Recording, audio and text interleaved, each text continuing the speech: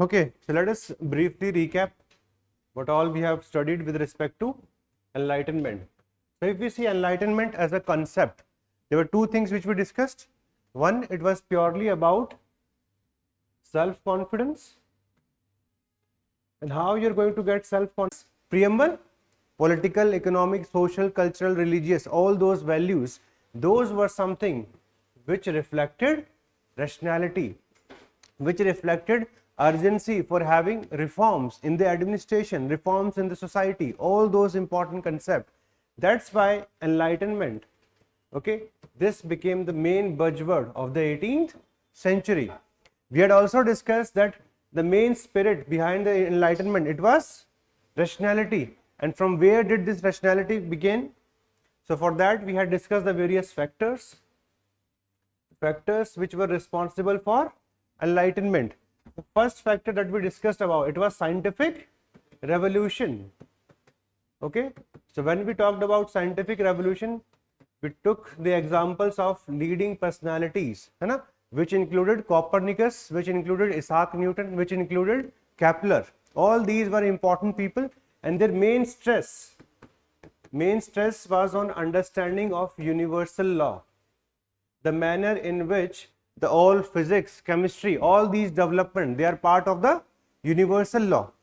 Thereafter, we had discussed, along with this, there was rise of Protestants. Okay, we had discussed the story. Who were these Protestants? They were asking genuine questions from the religion. Two famous personalities were there. The first one was Martin Luther and the second was John Calvin. Because of this, we see rise of Protestant.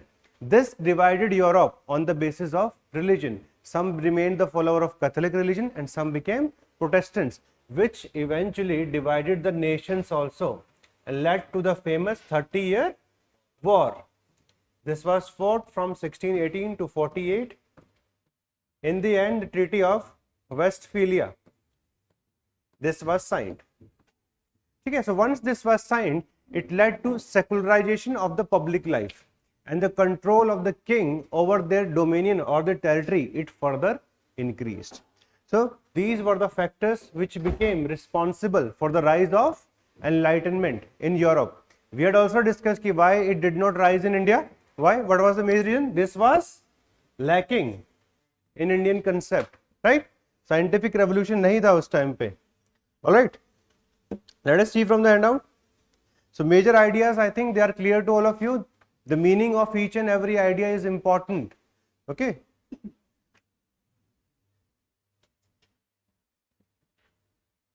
So write down an answer.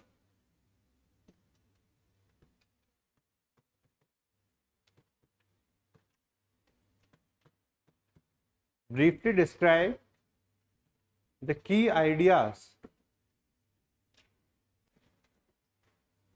of enlightenment.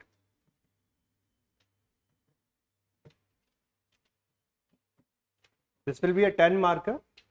Whenever UPSC asks a question of 10 marker, it means how many pages? 2 pages. You have to write it in 2 pages, which roughly corresponds to around 150 to 160 words. So this is the rough word limit for you. When you're going to write the answer, what is the question asking? They're asking the key ideas and second of enlightenment. It means in introduction, you can write about the definition of enlightenment. Then you can even further elaborate by the person who is linked with the term enlightenment. The second part, you have to talk about the various ideas which are linked to this, and then the last part, okay, which is the conclusion. You can always write about the impact.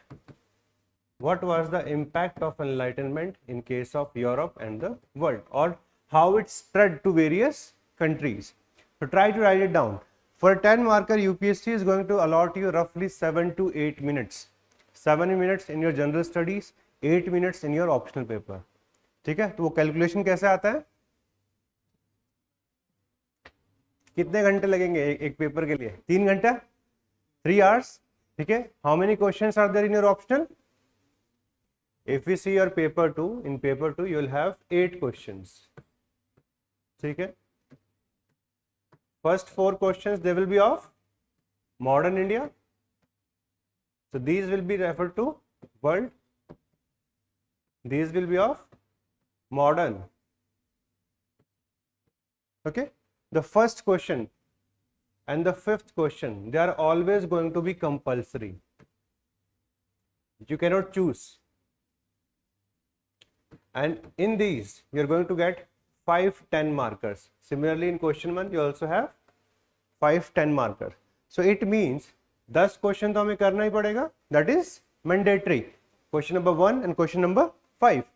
Now, out of the remaining 6 questions, 2, 3, 4, 6, 7, 8, we have to choose a total of 3 questions.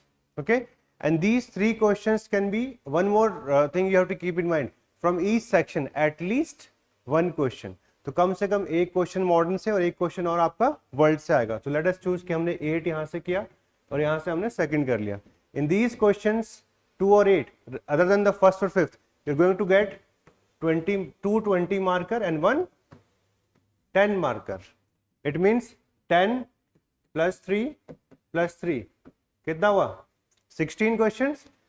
Remaining आपको एक question और करना है, which can be of any part. It can be 3, or if you don't want 3, it can be 6. Anyway, overall the number of questions are going to be how many? 19 in paper 2. Out of 19,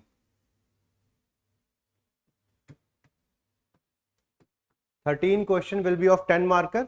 10 तो first और fifth में ही हो गया आपका. And remaining 3 question, 1 will be 10 marker. Rest 20 marker. They will be how many? 6. So this will be of around 120 marks, and this will be of directly 130 marks. तो आप roughly ये समझ लीजिए कि आपका जो 180 minutes हैं, they are to be divided for 19 questions. अगर आप उसको अरिथमेटिकली सॉल्व करके देखेंगे तो घूम फिर के आपको मिलेगा around 8 minutes you can take in paper 2 for your 10 marker, and for your 20 marker you can take roughly 12 to 12.5 minutes. ठीक है, तो मैंने आपको लक्ष्य पहले ही समझा दिया है कि इवेंचुअली कहाँ तक पहुँचना है. Anyway, let us start with the question. The question is very clear. Describe the key ideas of enlightenment. Okay, so just quickly understand. Introduction आपके handout में दिया हुआ है. That is your definition. Cram it.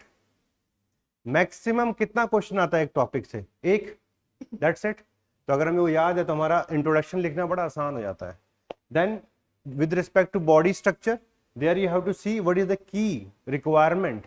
Okay, so that is the key ideas. Along with the ideas, you can even write the name of the philosopher who is responsible for that. जैसे हमने briefly discuss किया था, many of the political ideas, they were given by whom? They were given by Montesquieu. Okay, like the separation of power. Or with respect to religion, the major research was done by Voltaire. With respect to economy, the major research was done by Adam Smith. With respect to scientific principle, the research was done by Kepler, Copernicus and Newton. So you can, when you are discussing the idea, first write the broad structure: political, economic, social, cultural and religious and scientific. And then within describing those ideas, जब idea को describe कर रहे हो तो बहुत ज्यादा line मत लिखो उसके बारे में, because it is well understood what is the meaning of rationalism. It is well understood what is the meaning of equality. In your handouts discussion आपको अच्छे से दिया हुआ डेफिनेशन, बिकॉज आपकी क्लैरिटी बनी रहे. But from exam point of view, when you have to write a 10 marker, there you do not have to write the definition of each and every idea which was a part of enlightenment. Here the major focus will be on structure, which you can easily divide. How are you going to create structure? The political ideas. Okay, so this will become your first subheading, that the ideas of enlightenment can be further categorized, okay, into first political, then social, then we can write economic, okay, then you can write religious, and finally it can be even scientific. So this will become your 5 small subheadings in your body structure, and finally will come your conclusion. You do not have to write the word conclusion, okay, specifically लिखने का जरूरत नहीं है, but there what you can do, you can either summarize कि what was enlightenment all about, or you can just write the future course of action. In history there are 2 things which you should always remember. One is the cause The second is the consequence. So while writing conclusions, consequences can be used that will lead to linkages with the future part. Like we had discussed in the previous class, because of enlightenment, there were some reforms which were done by the enlightened despots. While when the major questions could not be addressed, it led to major revolutions like French Revolution. So that can be a one form of the conclusion. What I want you to know, there is never a model answer. ठीक है, जितना अच्छे तरीके से आप concept को समझोगे, the better clarity you have, the better understanding you can easily deliver it on the paper. So don't ever think कि एक fixed conclusion हमेशा रहने वाला है. It will depend upon the question. It will also depend upon the keyword which is given in the question. So here it is briefly described. So it's the easiest form of directive which you can get. Easiest form of directive. In the further classes, I'll give you a bit difficult, like critically analyze, critically evaluate. That also we'll discuss how to take care of those directives.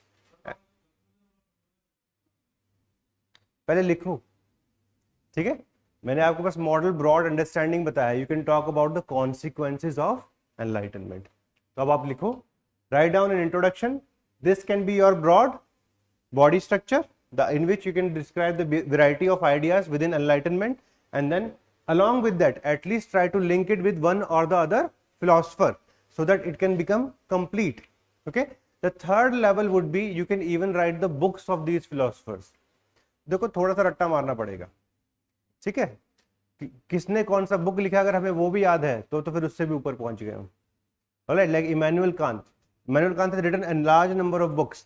उनका famous है critique of pure reason, ठीक है? Similarly if you go to Rousseau, Rousseau has written the theory of social contract. He has written discourse on the origin of inequality. So all those things will discuss today, but right now at least try to make this structure and write a conclusion.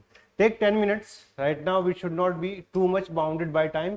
We should think about writing answer rather than just thinking कि यार 7 minute में करना है, ठीक है?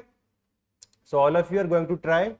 Do not think कि साथ वाला नहीं लिख रहा है या साथ वाला लिख रहा है तो मुझे जरूरत नहीं है, है ना? मार्क्स तो आपको अपनी कॉपी के ही मिलने वाले हैं. So all the online students, I hope it is clear to you. The question is clear. Okay, I have also given you a brief overview how you can write an answer, how you can proceed with it.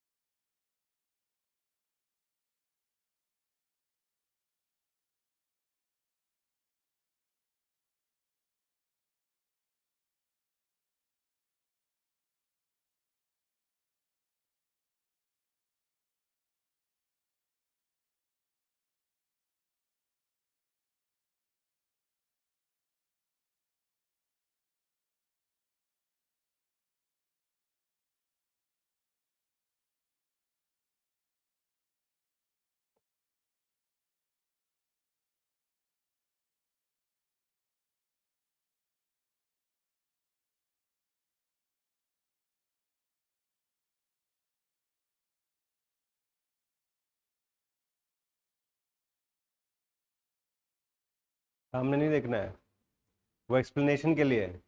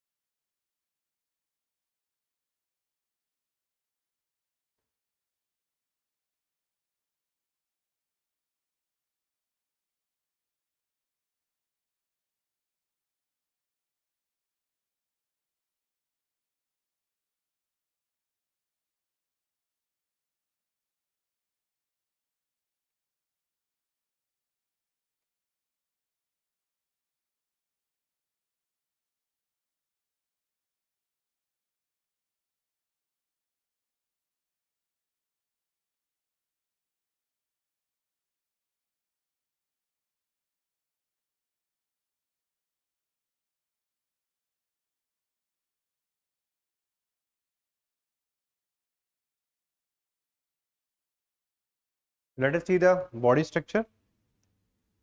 ये सारे ideas हमने discuss किए थे yesterday, ठीक है। सो political में what were the ideas? Republic, separation of power, democracy, popular sovereignty. These were the various ideas which became the important part to reform the political life, because previously it was all about despotism. All the power were concentrated in the king. Okay, there was no rule of law. So for making sure these ideas were put forward, and who were the people who were responsible for the generation of these major political ideas? Can you tell me one or two names? Like we had John Locke, okay, from England, and we had Montesquieu. थोड़ा spelling ठीक से याद रखना, ठीक है। It's a French word, so Montes, Montesquieu, Montesquieu. So John Locke has also written the theory of social contract. Similarly, Montesquieu, he has written the spirit of laws. Okay, he has written a book known as the spirit of laws. So all these political ideas, ठीक है ना, जब भी आप answer लिख रहे हो, like if you're writing this, that the major political ideas of the day included republic, separation of power, democracy, and popular sovereignty. And the contribution came from philosophers like John Locke and Montesquieu in their books, Theory of Social Contract and the Spirit of Laws. So answer writing should be so fluid, it should be able to cover the major requirement of the answer. So answer का requirement क्या है? Major ideas. These ideas, हमने ideas को combine करके लिख दिया. Second, we have written about the people who are linked to those ideas. And third, we have also mentioned the work in which these ideas are talked about. So it means the authenticity of the answer increases when you mention the source from where ideas were discussed. This is the most important part of history optional, which separates it from GS history. In GS history, we do not think too much about authentication, है ना, हमें बस समझ में आ गया, हाँ revolt of 1857 हुआ और फ्रेंच रेवोल्यूशन हुआ, हो गया. Here we also talk about the source or the people who are linked for that specific concept. तो इसको ध्यान रखना. Similarly, the second one, I think it's very easy. Economic. Who was the main personality? Adam Smith, and he has written the famous The Wealth of Nations. So that you can write. that the economic ideas included free market economy as well as freedom of profession, and this can be seen in the work of Adam Smith, whose famous book is The Wealth of Nations. Similarly, if we talk about social, the principle of equality, justice, this can be seen in the ideas of Rousseau. Okay, we'll discuss in detail about Rousseau. This can be seen in the ideas of Rousseau, who has written the famous book Discourse on the Origin of Inequality, how inequality started in a society. Okay, and as well as the theory of social contract, again linked to Rousseau, so that became very famous. So जहाँ भी जो भी आप idea लिख रहे हो, at least try to summarize along with that the personality who are linked to those ideas as well as the work in which they have discussed about these ideas. Let us see religion. So religion should remain a part of private life. What is the meaning of private life? That you can easily profess your religion, but it should not rule the public life. It should remain a private affair. Plus, it should be more scientific in nature. There should not be use of superstition. Superstition was an important part of the religions of those times. So the whole idea of religion was to become a part of private life. Plus, it should be anti-superstitious in nature. It should not encourage superstition in the society. And this can be seen again in the work of Voltaire. Voltaire has written a famous book known as the Letters on English. Okay? The Letters on English has been written by Voltaire. Voltaire is also famous for freedom of speech. So he talked about that I may not agree with you. He said, I may not agree with you, but I'll fight to death for your right to express. So these kinds of ideas have come from these people. And finally, if we talk about the scientific ideas, the importance of rationality, empiricism, it can be seen in the laws of Newton. It can be seen in the planetary laws of Kepler. It can be seen in the work of Copernicus. So when you're writing answer, the answer should be very clear. ठीक है, यहाँ हमने तीन चीजों पे ध्यान दिया. One, we created a structure so that the ideas of enlightenment can be easily described under different subheadings. Second, along with that, we combined the important values or the principles. Along with this, we have also mentioned the person related to them as well as their works. Okay? So when the question is asked, if you follow this kind of craft, आप आराम से 7 number ले सकते हैं इसमें.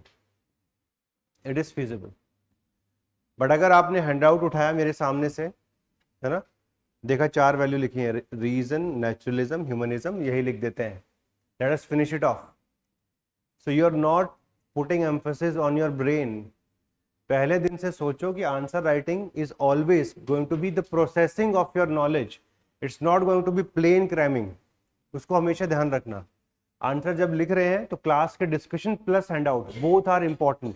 Class में हमने exactly ऐसा ही चार्ट बनाया था लास्ट क्लास में. सो आंसर राइटिंग की जो सबसे इंपॉर्टेंट चीज है वो आपको क्लास के साथ सिखाता हुआ चलूंगा, so that it can reflect in your answers. Finally, what kind of conclusion have you written in this question? Conclusion क्या लिखा? Any one of you? Yes.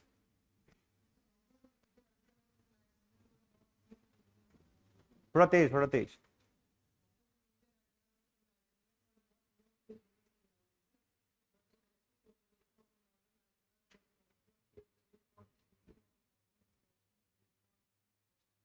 ठीक है, आपने ब्रॉड एक पर्सपेक्टिव समझा दिया कि ठीक है, modern ideas did not came for the first time, but the thrust given by majority of the philosophers in the same century created the ground for a new kind of society. ठीक है, that's. Anyone else? पहुंचे नहीं conclusion तक? Conclusion में क्या और क्या लिखना चाहिए? यस. कितने लोगों ने पूछा था इंक्वायरी के टाइम पे आंसर राइटिंग होती क्लास में? बताओ अब. हो रही है. This is answer writing. Yes. अच्छा, 1 मिनट ले लो, सारे कंक्लूजन लिखो अपना. Take 1 minute. सबका एक ही बहाना आ रहा है, टाइम नहीं मिला, ये नहीं हुआ, वो नहीं हुआ. Write conclusion, whatever conclusion you think कि सही होना चाहिए इस आंसर में, write it down. Let us discuss that. Online students, if you have written any conclusion, write it in the chat box and I will see it.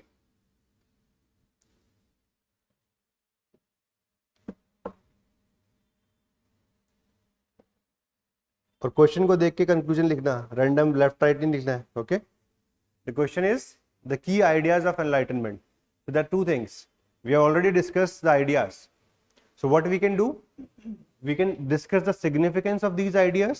That can be one method of concluding. तो उस पे सोच सकते हो.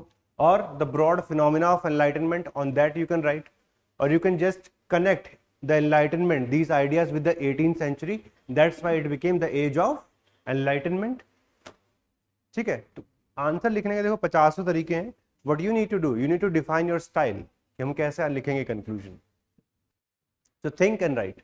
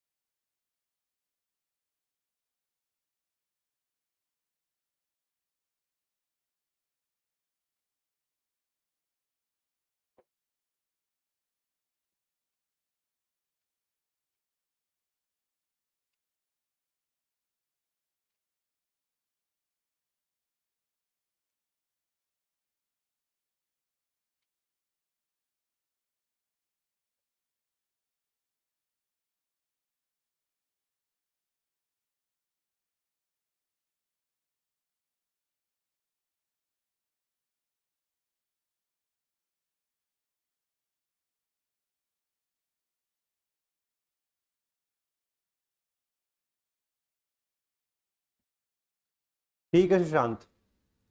Okay, your conclusion is relatively okay, but think of any more conclusion also, if you can think of more. Many of my students who are improving their answer writing, what they are doing, they are not writing one conclusion. जब घर पे answer writing करते हैं 2 या 3 conclusion करने की कोशिश करते हैं. That enhances your ability. What could be the effective conclusion in that case? ठीक है, तो अभी आप लोग बहुत आराम से 24 के लिए पढ़ाई कर रहे हो, तो you can think about doing so. It can be a good practice. You do not have to do it endlessly for next 3 years. एक बार 2-3 महीने तो करना पड़ेगा. ठीक है, if the strength that you have is polished eventually in your answers, फिर अपना काम डन हो गया. तो बताओ, अब हो गया 1 minute. Rest of you. Yes. Major impact of enlightenment was that it gave rise to so-called enlightened despots who strived to put the ideas of enlightenment in practice. Significant ones amongst those were Catherine the Great or Socialism. ठीक है, so you have directly corrected the ideas of enlightenment. So the ideas of enlightenment were absorbed by some of the monarchs of Europe, and that led to some reforms in the various domains in which these ideas had emerged. This is what you have written, right? But did it lead to any final outcome? We had discussed these enlightened despots. What were they doing? It was considered as the age of repentance by whom? Lord Acton. Lord Acton had used this word, the age of repentance. Okay, so that can also be seen that because of these ideas, it led to a, you can say, a kind of maturing effect on the powerful monarch, which led to some reforms considered as the age of repentance by Lord Acton. So whenever you write, जहां तक हो सकता है, try to use a vocabulary which can enhance answer writing. ठीक है, जब कुछ नहीं समझ में आए तो जैसे आपने लिखा ना वो लिख दो. जब कुछ नहीं अपने पास, we do not have any weapon, तो एक बड़ा आसान है कि इससे मॉडर्न सोसाइटी बन गई, खत्म. कुछ भी नहीं है, मतलब that's the easiest way. You learn in the future. 4-5 महीने में तुम्हें समझ में आएगा. सबसे आसान तरीका यही है कि it was a very important phenomena which led to the foundation of modern world. इसमें कोई मीनिंग नहीं होता है. ठीक है, this is like politicians language कि डेवलपमेंट हो रहा है. But if you want to be more effective in your conclusion, you have to link this idea to the contemporary 18th century. So we had seen, because of the emergence of these ideas, reforms were done by the enlightened despots, but it still could not reshape the society. That's why revolutions like French Revolution were required, okay, for instilling these ideas in the long run. So you have connected कि immediate impact क्या हुआ enlightenment का? It was the enlightened despotism. But the long-term survival of the enlightenment ideas was only possible through the execution of various revolutions. समझ में आया? So what we have done? We have considered immediate impact and the later impact also, or the long term. And एक class में line और भी लिख सकते हैं. And these ideas of enlightenment can even be seen in the preamble of Indian Constitution. तो connection किसके साथ किया? कहाँ का पेपर है? Indian civil services. इंडिया भी आ गया आपके आंसर में. That's how things can be made very easy. It can be connected to the core. तो हमने immediate impact किया, long term impact किया, and contemporary उसका relevance बता दिया. Is it clear to all of you? So while writing conclusion, this is how you have to connect the concept with immediate impact, long term importance, as well as if there is some present कोई भी इसका importance है तो लिख सकते हो. अब जरूरी नहीं हर जगह जबरदस्ती preamble लेके आना है, जबरदस्ती ये चीज लेके आनी है. That is not required at all. जहां पर possible है, because here we can easily see all these values that we have seen: equality, liberty, fraternity. They are also in our preamble. So same can be mentioned even in your conclusion. So kindly remember that. All right.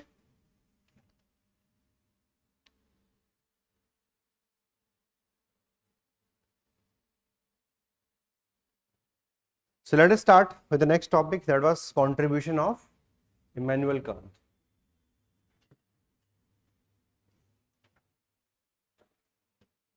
So I hope all of you learned a little bit about answer writing. Let us start with this, है ना? रोज थोड़ा थोड़ा लिखना शुरू करो. With in next 2 to 3 weeks you will be on relatively Okesh level. और improvement का scope तो देखो कभी खत्म होता है नहीं. Okay, that will go all the way till you succeed. But let us start on the right footing. Okay, so see your hand out. Immanuel Kant. So Immanuel Kant was one of the philosophers. We had even discussed that he was the one who asked this question in 1784, that what is enlightenment?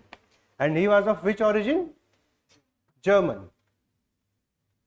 Okay, so he was a German by birth.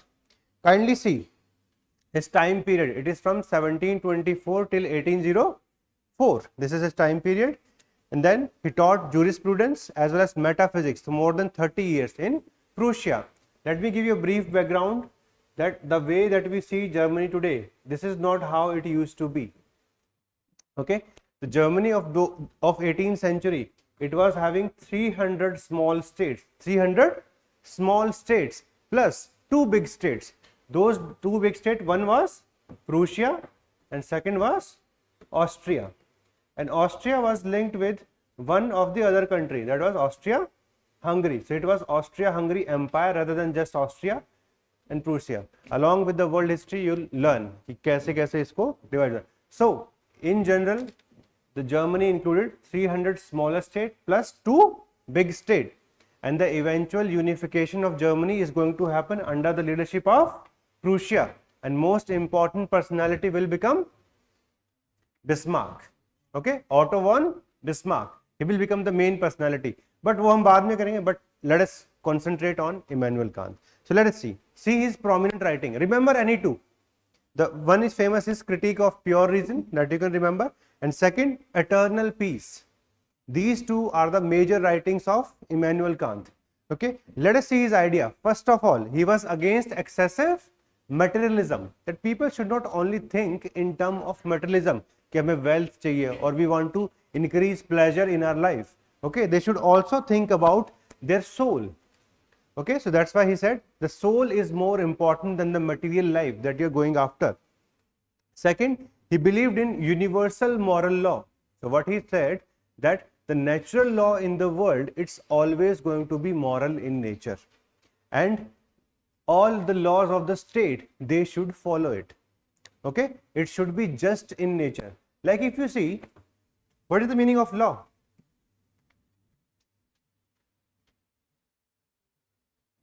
Law is considered as an ordinance or a regulation which is made by the state. Plus, if you violate law, they also have the force. Okay, and you can be penalized for that. But the state which is making this law, that itself may have just or unjust nature. So we cannot say that laws are always moral in nature. Like you can see the section 377, all of you are aware about it.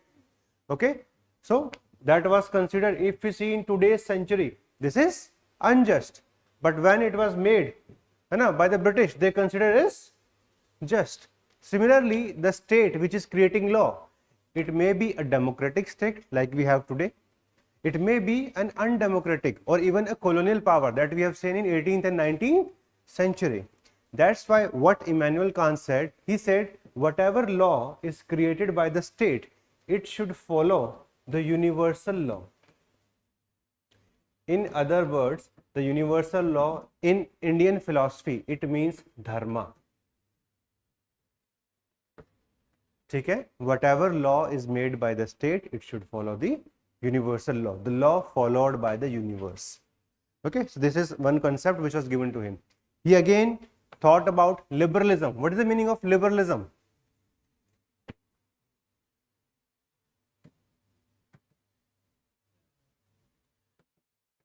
The word liberalism has come from word libre, okay, Latin word, which means lack of constraints.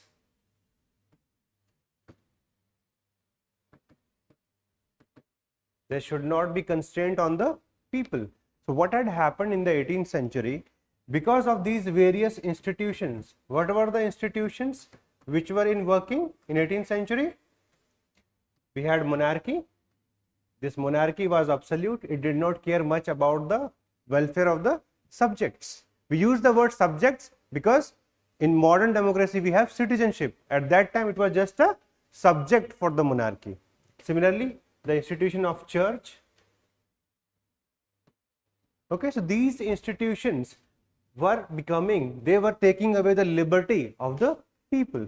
That's why all of these important philosophers, they talked about liberalism, that these institutions should be reformed so that lives of people, they can live as per their own choice. Okay, so that's why the philosophy of liberalism was very important from 18th and 19th century. This became the major focal point of governance in many of the modern nations of those times later on. Let us see, gave a lot of focus to moral will as well as freedom. People should be allowed to think critically and then take decisions, because there are two ways in which people think about human nature. कुछ लोग ये सोचते हैं that people by their heart they are very good and kind, ठीक है, and then comes the contrary, that people are wicked by nature. So he was the one who believed in the first case. If you take the writings of Machiavelli, all of you know about him, and he has written the famous book known as Prince, in which he says people are wicked by nature. ठीक है, इन पे भरोसा करने लायक नहीं होता इंसान. So it depends upon the experiences of these people. आपका भी यही है, whatever experience you have, on the basis of that you interact with people. So in his understanding, he thought people are good at heart. That's why they should be allowed to take independent decisions, because they will always choose the moral part. But all of us know कि भाई reality में ऐसा कैसे होता है. ठीक है? Let us see the next one, duty. Now, one of the approach of ethics is going to start with Immanuel Kant, known as deontological approach. Deontological approach means you should be committed to your duty. Whatever duty has been given to you, you should do it without thinking about the consequences. This is going to come handy when you will join the administration, because in administration you will be given a set of objectives to be completed by the government. So there comes the deontological approach. Similarly, whenever you have a friendship, तो वहां से कुछ आपकी duty bound बन जाते हो. So there also comes this approach, deontology. So this is you're going to read about it a lot in the ethics paper. This is one of the approach for taking actions in life. That starts with him. Okay. Next, he considers state is a necessary evil. Means he was aware of the various limitations which are associated with the state, because the institution of monarchy was not perfect. It was not going to care much about the people. He knew about it, but he still thought without monarchy, the human existence itself is going to come into danger.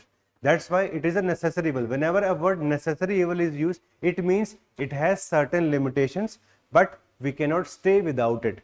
Like if you think, can we stay without a state in India today? Possible ही नहीं है, ठीक है? Because human को human के ऊपर trust ही नहीं है ना? All of us, what are we fighting for? We are fighting for certain level of resources. जैसे आपको कंपटीशन है एग्जाम का, ये भी एक रिसोर्स ही है for which you are fighting, कि हमें ये वाली प्रिविलेजेस चाहिए या फिर ये वाला करियर चाहिए. So for that, democratic methods have been created, but if there is nothing like that, everybody would like to run the country like Afghanistan, है ना? उसमें क्या होता है? Everybody is a king, जिसके पास गन है. Everybody wants to create their sphere of influence. All right. So that is something which is about him. That state is a necessary evil. Next comes opposed revolution. So he says, whenever a revolution happen, in the short term everybody is happy कि बहुत बड़ा revolution, क्रांति आ गई दुनिया में. But in the long run, it always gives less outcome rather than what was the hope from it. So this question we are going to take when we are going to discuss about French Revolution. Like all of you know, French Revolution happened in 1789, but the country went through a chaos for 10 years till 1799. All right, when we see the rise of Napoleon, thereafter only things came in order in France.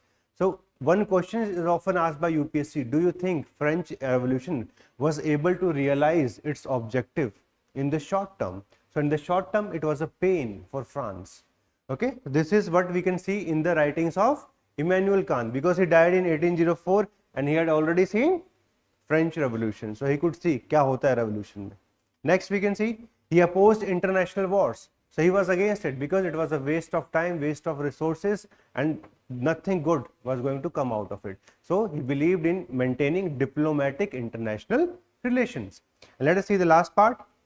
He said that administration should be run as per the will of the people. So a believer in democracy. Okay, so these are the various ideas which can be linked to Immanuel Kant. UPSC may ask question on any one of them. तो आपको थोड़ा सा उसका understanding होना चाहिए. Let us see the assessment of his idea. There are some positives and some negatives which we can see. The positives first of all. So his theories, they are going to give inspiration to various philosophers in the long run, like Hegel, okay, or even John Rawls. All of you know about John Rawls?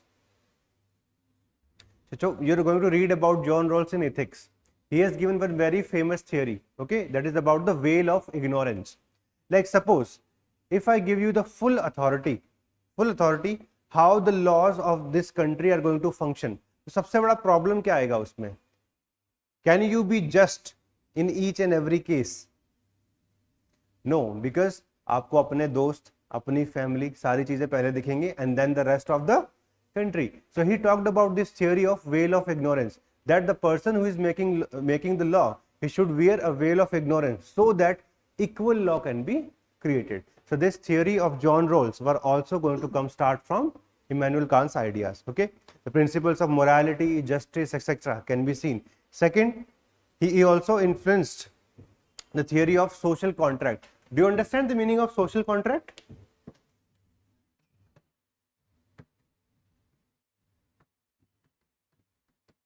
What is the relationship between state and citizens?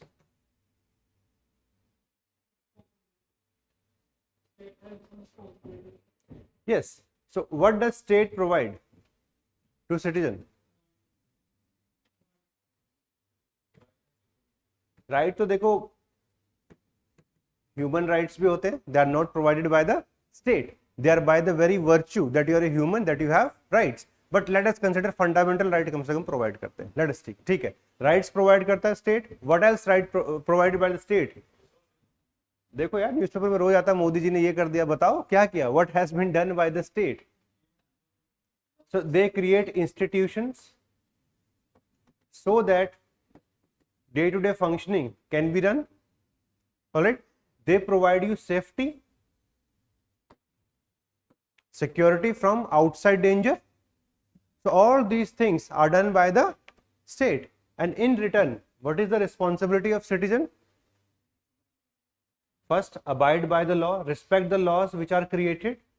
Okay, second, pay taxes on time, because without revenue can a state sustain?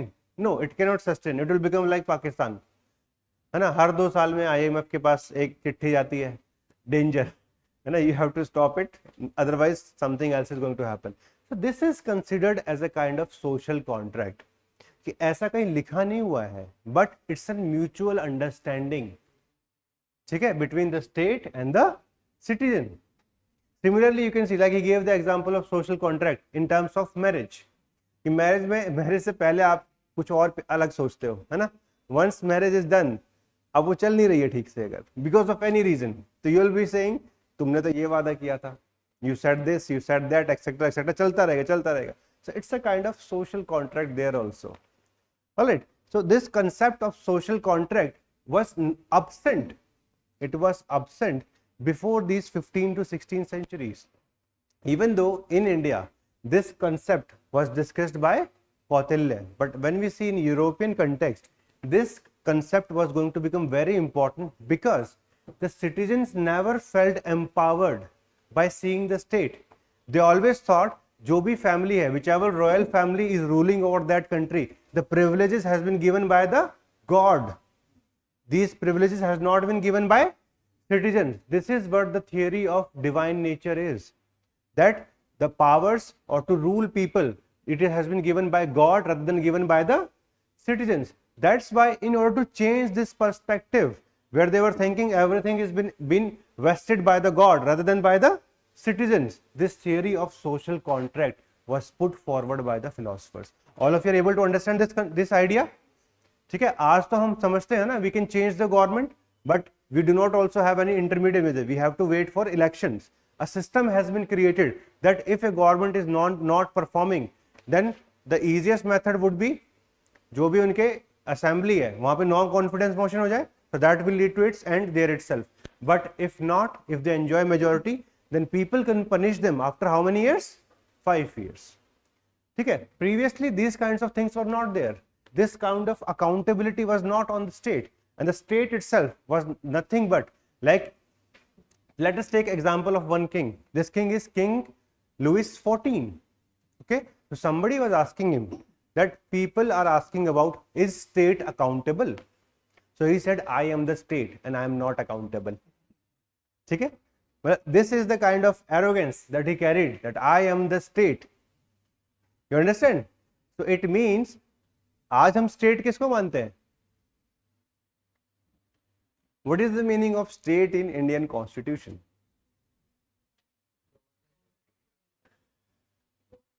जाके article number 13 पढ़ो, 12 पढ़ो. In that they have given कि what all should be considered as state. And ठीक है, क्या state का meaning क्या होता है वहां पे पूरा उन्होंने डिफाइन किया हुआ है.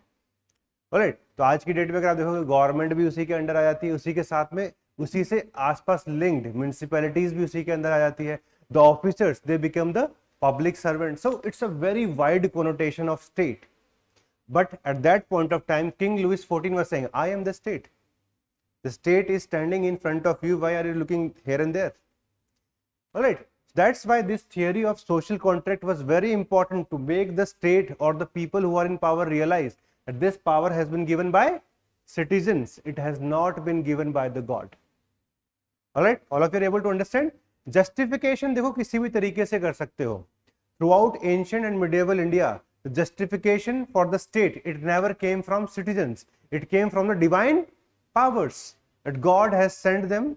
ठीक है, and this was done by the religious class of people who came with these titles of Suryavanshi, Chandravanshi. All these kind of titles were created so that people can accept them as their kings.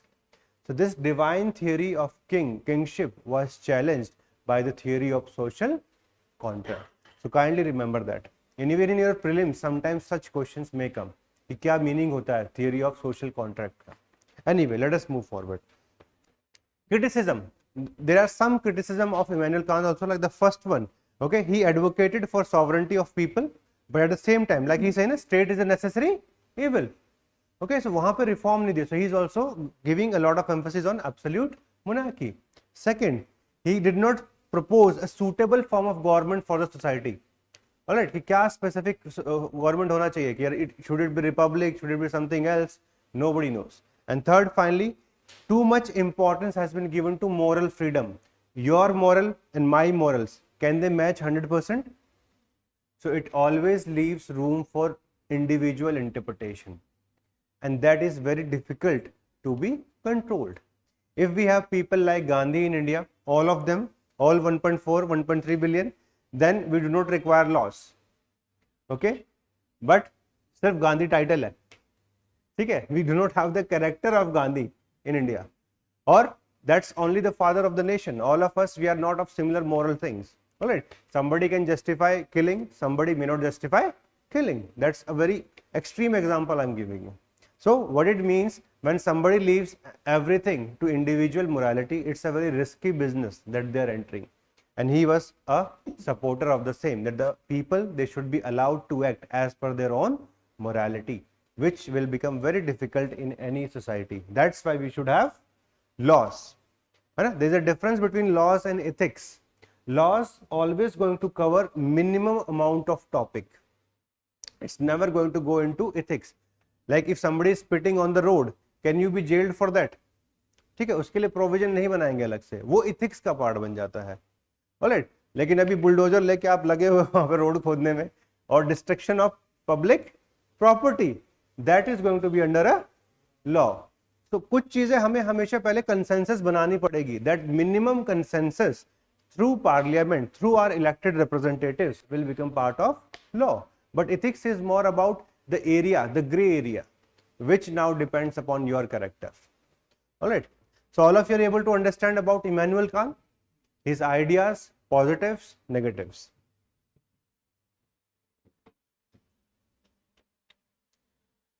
So Rishi, soul force means the cultivation of good ideas, okay, cultivation of good moral. That is something which is linked to our soul. That is more important than pleasing our body, then accumulating wealth. So that is something which is known as the physical being. All right. So he did not believe in materialism. Let us see the contribution of Rousseau.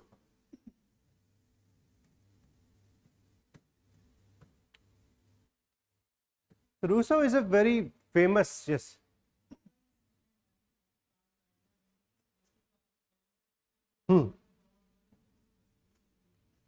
It means कि whenever you are performing your duty, ठीक है, तो आपके means भी उसके साथ में चलने चाहिए. It should not be whatever you are doing, it could be of some unjust kind of thing. Like suppose if you are doing rehabilitation of people from point A to B, ठीक है, this rehabilitation may be good for the country, but the means which are used for that, they should also be correct. So that's what he talked about morality, that if you are rehabilitating people, it should be done properly, their consensus should be taken, a similar kind of area should be given to them. So this is what it means. Means should always be important as well as end. कभी कभार बोलते हैं ना कि भाई कुछ भी करने के लिए आपने झूठ बोल दिया. So your means is immoral, even though the outcome it may be for the greater good. Like this happened in Mahabharata also, है ना? The lie was said by Krishna when he said Ashwathama मारा गया. So it is not a good means, but the end was good. So that is known as end justifies the means. But just like Immanuel Kant, Gandhi ji was also like this. We should always focus on means as well as end. That's why at the time of your non-cooperation movement, once the violence began, he called off the movement. That is what means should also justify the end. Exactly, वो तो होना ही है कि जो human laws हैं और the natural law, this proposition of Immanuel Kant was used by Gandhiji in 1922? All of you know, after the non-cooperation movement, Gandhiji was jailed. ठीक है, so Gandhiji उनको लाया गया, कटघरे में खड़ा किया गया, ठीक है, in front of the judge. Then he started giving his explanation. He says, am I bound by a law which is itself immoral in nature? So that's why he was using the idea of Immanuel Kant, that the laws created by the state, they should be in consonance with the universal law or with the natural laws. So that idea of Immanuel Kant will be used by Gandhiji. So Gandhiji was a well-read person. He was himself a lawyer. That's why the kind of proposition which he was able to come up with, they were very refined in nature. And he had used the ideas of Immanuel Kant as well as other philosophers. All right. Let us see about Rousseau. Now Rousseau is very important because of his contribution in the history of France. Okay. So Rousseau was someone whose initial ideas were a bit different and the final outcome will be entirely different altogether. So we'll discuss about that. The importance of Rousseau can be seen from the statement of Napoleon. So you can write in your handout. Napoleon said, had there been no Rousseau, had there been no Rousseau, there would have been no revolution. Okay. Napoleon was so much influenced by the ideas of Jean-Jacques Rousseau. So he said, had there been no Rousseau, there would have been no revolution. So ये entirely correct नहीं है. We'll go into the critical examination of it a bit later when we'll discuss the French Revolution. But here you just need to understand that the ideas of Rousseau has been considered as landmark by Napoleon himself. So that's why UPSC also asks a lot of questions on Rousseau. So we'll see about that. All right. So kindly see from your handout the time period. He lived from 1712 till 1778. Okay. See his prominent work. These works you have to remember: Theory of Social Contract, Discourse on the Origin of Inequality, Discourse on Science and Art, and Emily. Emily is more about education. Come to the next page. So the initial work, it is Discourse on the Origin of Inequality.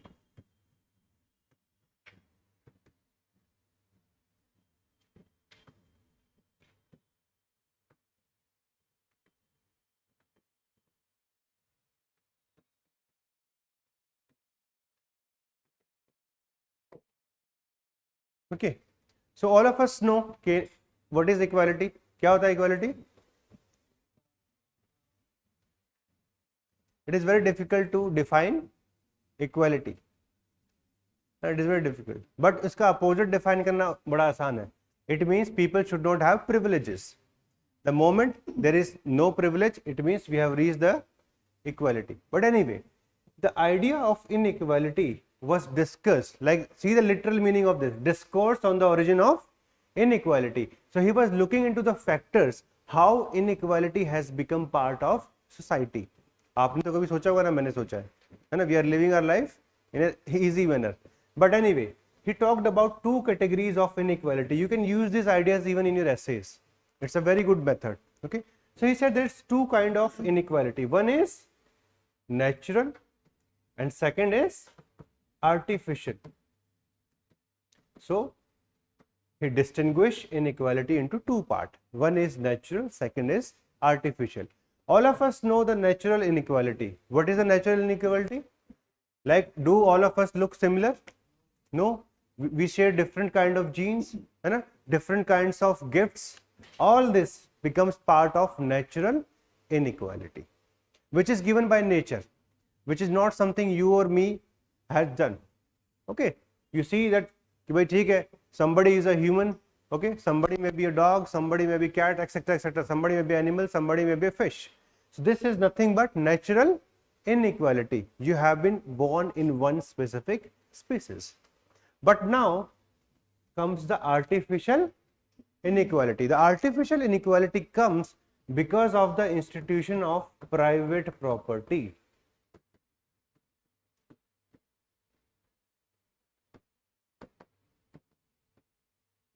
Okay, because of the institution of private property. How does it come? Accumulation. This is my land. These are my money. These are this. These are that. So this accumulation, because of the institution of private property, has been responsible for artificial inequality within the societies. So this whole idea of inequality, which will eventually become the initial basis of idea of socialism. What is socialism all about? That people should have fair access to the resources. And it should not be some people are very wealthy and some people are not even able to survive. So his idea, discourse on the origin of inequality, is very important in this regard, and that's why he criticized the institution of private property. Okay, so this is the first idea that we can see. Second idea is the theory of social contract.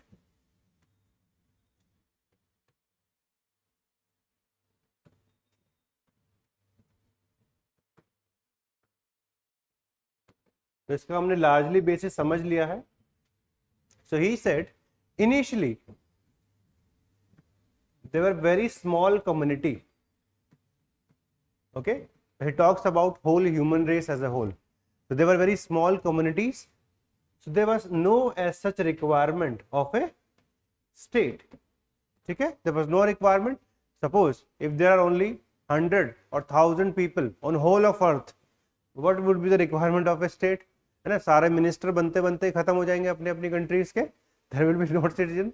So it means the utility of state only comes when the population increases, when the fight for the resources increases, then only the institution of states comes into any kind of utility. So he says when the population increased, and try to understand it very well, when the population increased, the requirement of a state arises. Okay, the requirement of a state arises. So what was done? People curtailed some of their freedom. They curtailed some of their freedom and it was given to state, so that largely state can help them with respect to their property. It can help them with respect to what? Living their life freely, provide them safety, security. So that's why through this theory he was trying to understand that this was a social contract. It means power resides in people. People have given their freedom to the state and in return for some specific outcomes. If this state is corrupt, if this state is corrupt in nature, it is not fulfilling its initial objective, such a state can be toppled, such a state can be thrown out by people. So in a way, in his theory of social contract, he was justifying revolution.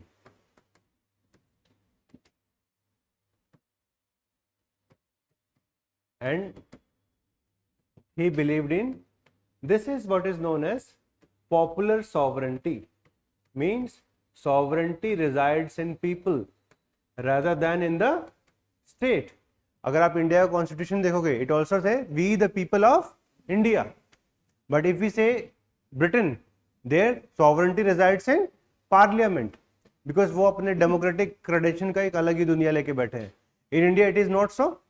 We say we the people of India. Anyway, even in his theory, he believed in popular sovereignty. That sovereignty resides in people rather than the state. State is just an instrument which comes into picture where there is a very large population. In order to govern and in order to get out of the chaos, what is required? A state is required. But if it is not fulfilling its objective, what's the use of a state? So this was asked by him in this specific theory, theory of social contract. These two are very defining works of Rousseau, and these two you have to remember. जब भी इन पे question आएगा, you have to mention little bit about both of them. The first theory This came around 1754. Okay, and this theory of social contract, this came around 1762. You can remember the dates also.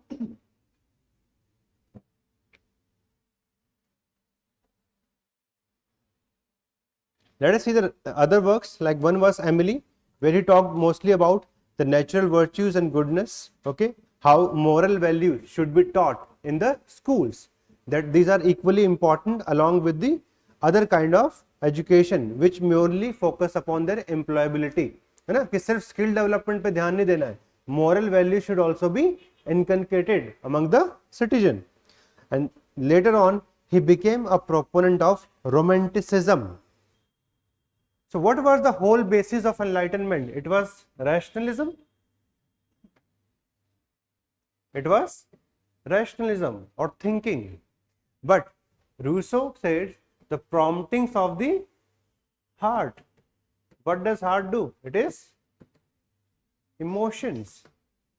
So this is what Romanticism is all about, where while taking decision, more priority is given to the heart than to the rationalism. So kindly remember this quote: the promptings of the heart are more to be trusted than the logic of the mind. This shows the importance of natural state of man instead of process of overemphasized reason in guiding human behavior. This is what Romanticism is all about. That's why during the later time he became a critique of Enlightenment. Okay, he became a critique of Enlightenment by giving more focus to heart. Why did he say so? सारे philosophers लगे हुए हैं सुबह से लेकर शाम तक. Rationalism is very important, pure thinking, this that is required. Suddenly we see a person who says the promptings of the heart are more important than the logic of the mind. Why? Because maximum people were uneducated. Maximum people were uneducated in France or world over. Even in India, if we see the definition of literacy, है ना, क्या होता है अपना definition of literacy? Able to read and write at the age of 7. है ना, this is what literacy का जो हमने definition बना रखा है in the census. Today we have literacy of around 74-75% in India. At the time of independence, it was hardly 23-25%. Think about 18th century. How many people have access to formal education? Very less number of people. That's why he said majority of the people, since they themselves cannot connect with this rationalism which the thinkers are talking about, what they can think about is always heart, the emotions that they have, they can express it. That's why this became a school later on, which was known as Romanticism. Okay, in his initial writings, what is,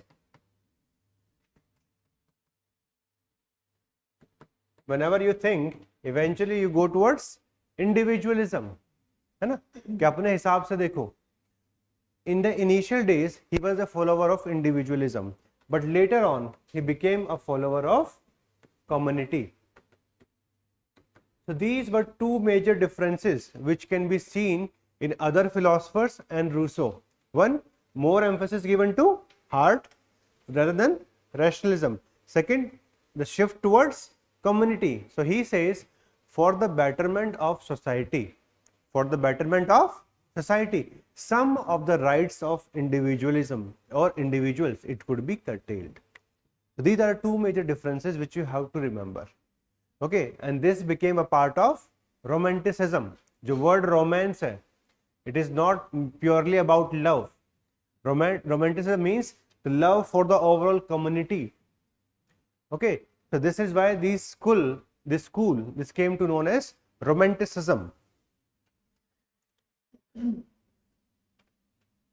Let us see the assessment of Rousseau.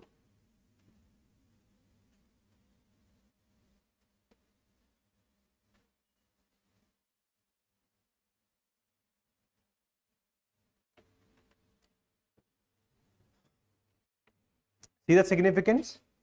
Since he is giving more emphasis to heart, he is giving more emphasis to empathy. What is the meaning of empathy?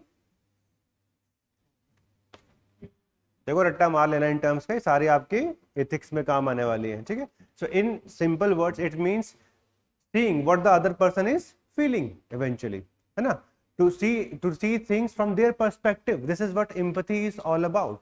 So he gave more importance to empathy. Second, even in governance, he gave more emphasis to the popular sovereignty, for which he gave one concept known as general will.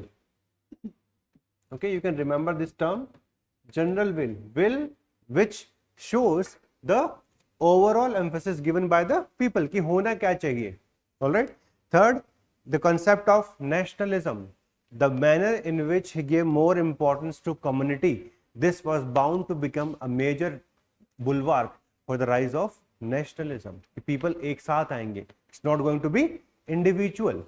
And finally, socialistic orientation. This can be seen in this idea where he talked about the discourse on the origin of inequality. All right. This is what it is all about. Even in socialism, we do not believe much in individualism. We believe more in community.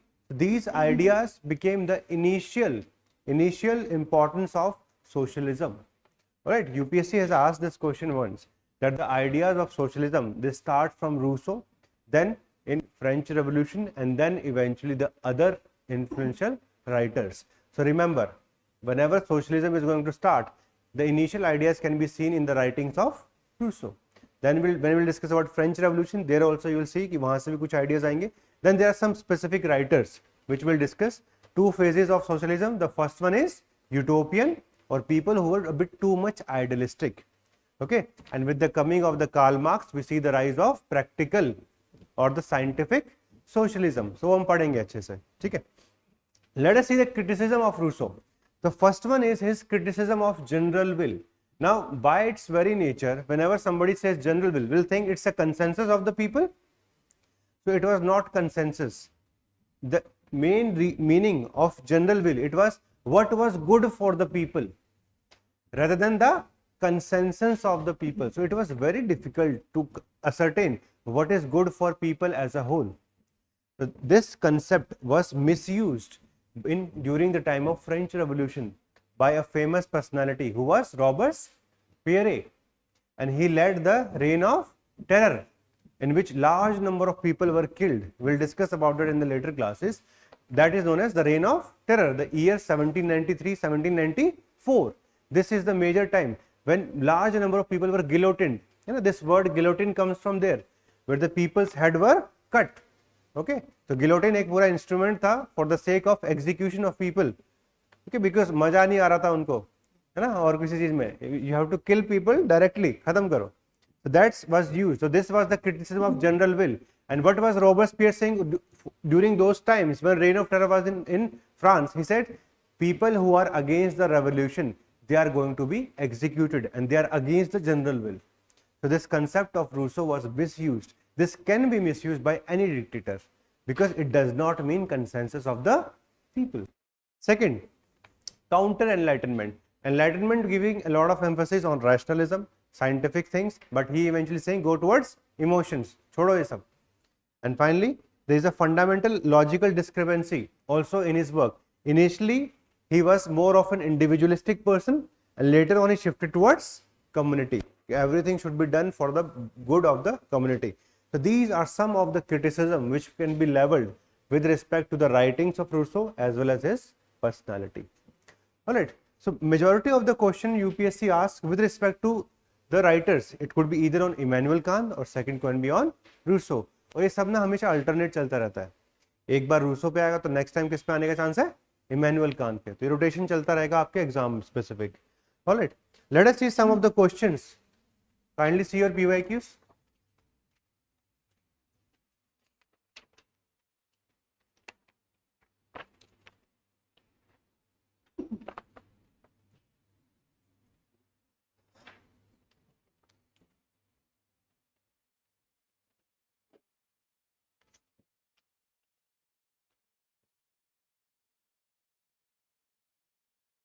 See question number 13.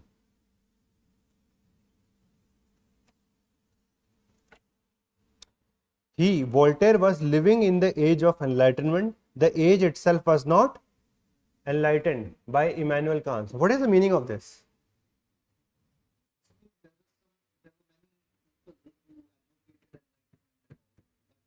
So it was called age of enlightenment because large set of ideas they came. Okay, large set of ideas came in polity, economy, society, religion, scientific. So exactly, but the implementation of these ideas could not be seen in 18th century itself. Okay, so it means ideas were there, but their practical application, it was still not there. That's why we do not see rise of modern democracy within the 18th century. It was required a lot of revolution, and because of this problem, the polity, economy, society, all of these, it remained of the old order. What was the old order? Polity was marked by despotism, economy was controlled by the guild system. Okay, there was again mercantilism, and finally even at the level of society there was system of privileges. हाँ, तो यहाँ पे हमें बस ये समझाना है कि even though new ideas had been generated by various philosopher, so इसके फर्स्ट हाफ में आंसर में जो एग्जैक्टली आज हमने लिखा है ना कि what were the ideas of enlightenment, तो वो आपका फर्स्ट हाफ बनेगा. That Voltaire was living in the age of enlightenment. It means there were new ideas, but these new ideas could not see the light of the day in majority of the countries. All of them, they remained ruled by despotic rulers, like we have seen. Okay, the economy was still marred by institutions of mercantilism as well as lack of laissez-faire. And finally, even in terms of society, privileges could not be stopped. Aristocracy or the bureaucratic class, it was enjoying privileges. Okay, only in France, which is a negation, only in France we see a major revolution in 1789, and they were able to erode the system of privileges. But there also the economy as well as the polity could not be changed to a major extent. Like Napoleon came, he came as a first consul, but in 1804 he again became a king or coronated himself. It means these ideas could not be executed on the ground. So this is the answer of question number 13. All of you are able to understand this? Okay? He was living in the age of enlightenment, but the age itself was not enlightened. See question number 1. What was enlightened about the age of enlightenment? तो इसमें हम introduction में क्या use कर सकते हैं? The statement of Immanuel Kant that this concept of age of enlightenment versus enlightened was given by Immanuel Kant. All right. And what was enlightened? It was mostly about the ideas. And इसके अंदर आपको एक term और meaning लिखना है. What was enlightened means what positives could be seen in the age of enlightenment. Number 1, it was the enlightened despotism. It was enlightened despotism which were able to come up with the reforms. But largely the enlightenment 18th century, it remained in the realm of ideas. It could not be executed on the ground. Okay? Only one exception, that is the French Revolution. So majority of the countries of Europe, they were still bounded by previous tradition. The modern elements, okay, in the life of the people were still going to come in the 19th century, not in the 18th century. So when they ask this question, what was enlightened about the age of enlightenment? So you will discuss what was the age of enlightenment, the ideas, and what positives could be seen in 18th century. So what positives? These ideas were imbibed by the enlightened despots and they came up with reforms. Second, because of these ideas, we eventually see the rise of some revolutions. But largely the 18th century was not a very big exception in terms of change of its polity, economy or society. It remained largely the same. Only from 19th century onwards, we are going to see the actual implementation of these ideas. So UPSC देखो same आपके PYQs को घुमा फिरा के same question पूछता है आपसे. Let us see from Rousseau. Rousseau kindled a hope which became the spirit of enlightenment. So if we see the writings of Rousseau, कौन-कौन से हैं उनकी writings? First is Discourse on the Origin of Inequality and the Theory of Social Contract. So theory of social contract is very important. Why? This is what they're talking about. He kindled a hope. What was done by theory of social contract? Yes, the relationship between the state and the community was explained, and on the basis of this, the power was transferred to the citizens, popular sovereignty, which was a major defiant in the age of Enlightenment. This was the hope that the power was to be given to the state by people. It could not be assumed just like that, or it was not given by the God. This was because of the will of the people that you are ruling us. So this was a major idea which was put forward by Rousseau. And similarly, the discourse on the origin of inequality, where he is talking about creating a equal society. These two are going to become the major ideas, popular sovereignty as well as equality. Both ideas were given by Rousseau. But इसमें आप last में criticism भी करेंगे. Criticism किस चीज का करेंगे? Yes, the concept of general will, which was a bit ambiguous in nature.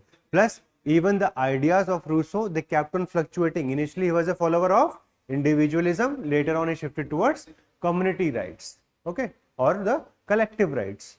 So that can be done in the second part. But initially, you will show, and in this question, you can use the statement of Napoleon. है ना? Question क्या है?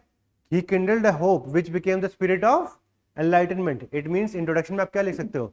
Napoleon remarked that had there been no Rousseau, there would have been no revolution, which reflects the importance of its idea in the age of enlightenment. तो आपने introduction में लिख दिया, and then you go towards his ideas, two important ideas, why they were important in the age of enlightenment, then a little bit of criticism of those ideas, and then come to the conclusion.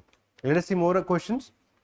Question number 7. Explain the major ideas of enlightenment. I think all of you have written an answer on this. This is very easy.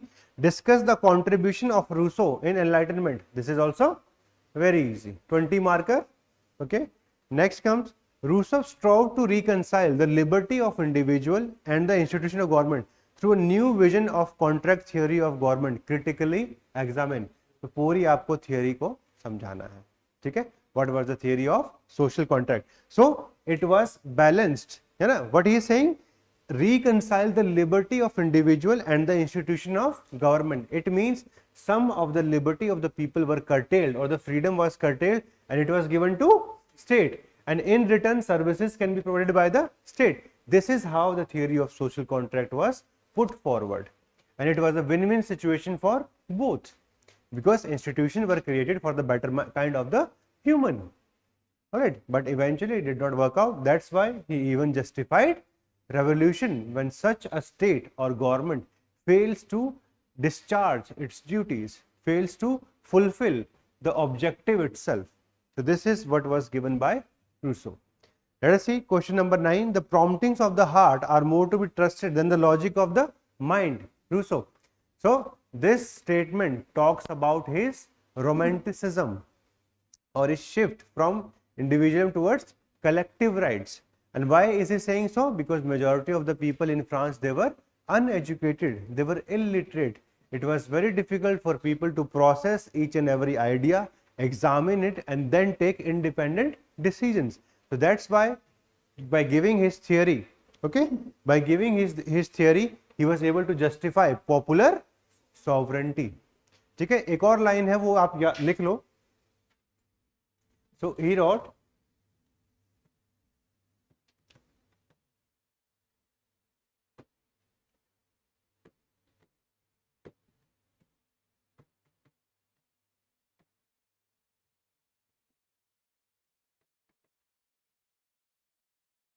so this is the introductory remark in the theory of social contract.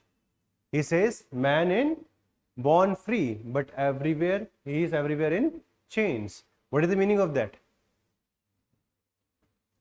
He's always bound by the social conditioning that he has been. Yes. So if we see, when a person is born, okay, he has every kind of liberty, but then the conditioning starts from the society. Okay, that ये आपके राजा हैं. This is the principle that you have to do exactly actually. So everywhere he is changed. So he is discussing about the old order, where people are following the monarchy, where people are following the church. That's why with the period of time, the freedom or the liberty of people is taken away, and they are left as a mere spectator in their own lives. So that's what he is saying. Even though people are born with full freedom, by the time they become adult, they realize they are everywhere in chains. So this is the introductory remark of the theory of social contract. which is discussing about the contrast. As a human, all of us have choices. We can think, but the society or the institution are built in such a manner, eventually our liberty is taken by these institutions.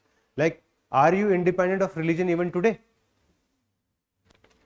Okay. If we are saying this in 21st century, think of this in 18th century. What would have been the impact of religion on the lives of people? Okay, religion was giving them every explanation. How the earth is moving, how the solar system is created. Everything, every interpretation was coming from church. There was no political right as such. So these are the chains that he is talking about. Okay, so you can remember this. Kabhi bhi question aata, you can write this in the introduction also. That Rousseau remarked in his theory of social contract that man is born free, but everywhere he is in chains. This reflects the dichotomy of the age. This reflects the dichotomy of the age. On the one hand, we have the age of enlightenment, but on the other hand, the age was not enlightened. Okay? Let us see question number 10. The political philosophy considers the seeds of socialism, absolutism, and democracy. So I think this is very easy. Why socialism? Discourse on the origin of inequality, number one. Second, he was against excessive materialism because he considered that living with the nature was as important as living the life. So he was against materialism. So these are the two major cornerstones of the ideas of socialism. One, thinking about equality, and second, against materialism or accumulation of wealth. If we see absolutism, what was the absolutism in theory? One, he justified revolution, that if the government is not abiding by the social contract, people reserve the right to overthrow it. This was one. And second, the concept of general will. This concept of general will was not very well explained. So this became the reason for absolutism, like the reign of terror. And finally, democracy, because the major power was transferred to people, popular sovereignty. So this is a mixture. His political philosophy is a mixture of various ideas which are given in a handout. उसी को बस आपको put forward करना है. All right. So majority of the questions we have already seen from Enlightenment. This is the diversity of questions which you are going to see. तो इनको एक बार PYQs को जरूर solve करके देखना है. And this is going to help you out eventually in the final exam. Like you see question number 1 and question number 13, है ना? The question number 13 को हल्का सा change किया, it became question number 1. Okay, very easy.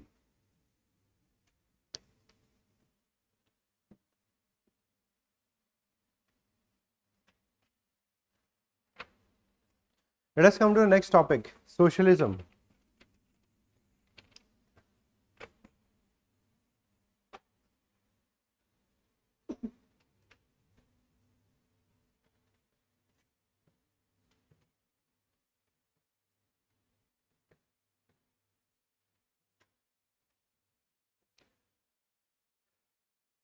So whenever we talk about socialism, there are two categories of socialism which you need to understand. First, it's the early part of socialism. Okay, which was eventually given the name utopian or idealistic. Then comes the second part of socialism, which was put forward by Karl Marx,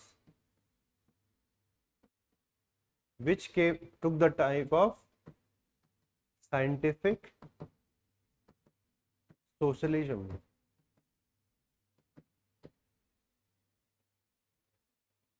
And mostly the questions of UPSC, they are bounded on these two categories of areas. What were the elements of utopian socialism? What were the elements of scientific socialism? Why the utopian socialism failed? Why the scientific socialism was able to get some level of acceptability? And the two major revolutions which are linked to this are, one is Russian and the second one is Chinese.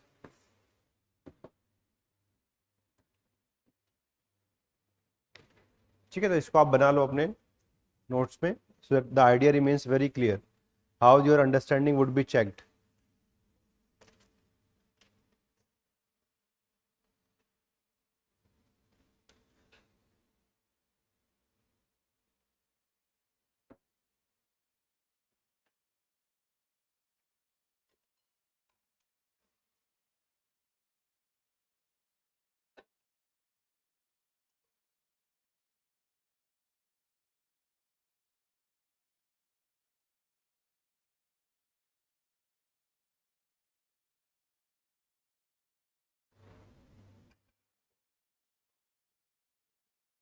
समझे इसको? Let us see. So why did socialism come in the picture? Socialism आया क्यों? Why was it required? Can you think of any specific event?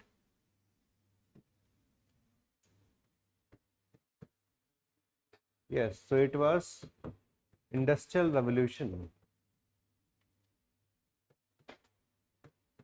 Okay, from where the concept gained major validity. Never in history before that we were having two classes. Because of Industrial Revolution, like you see the current societal structure, we have certain capitalists, okay, like the empire of Adani, Tatas, all are these people. These are capitalists. So who are the capitalists? Who have control over means of production.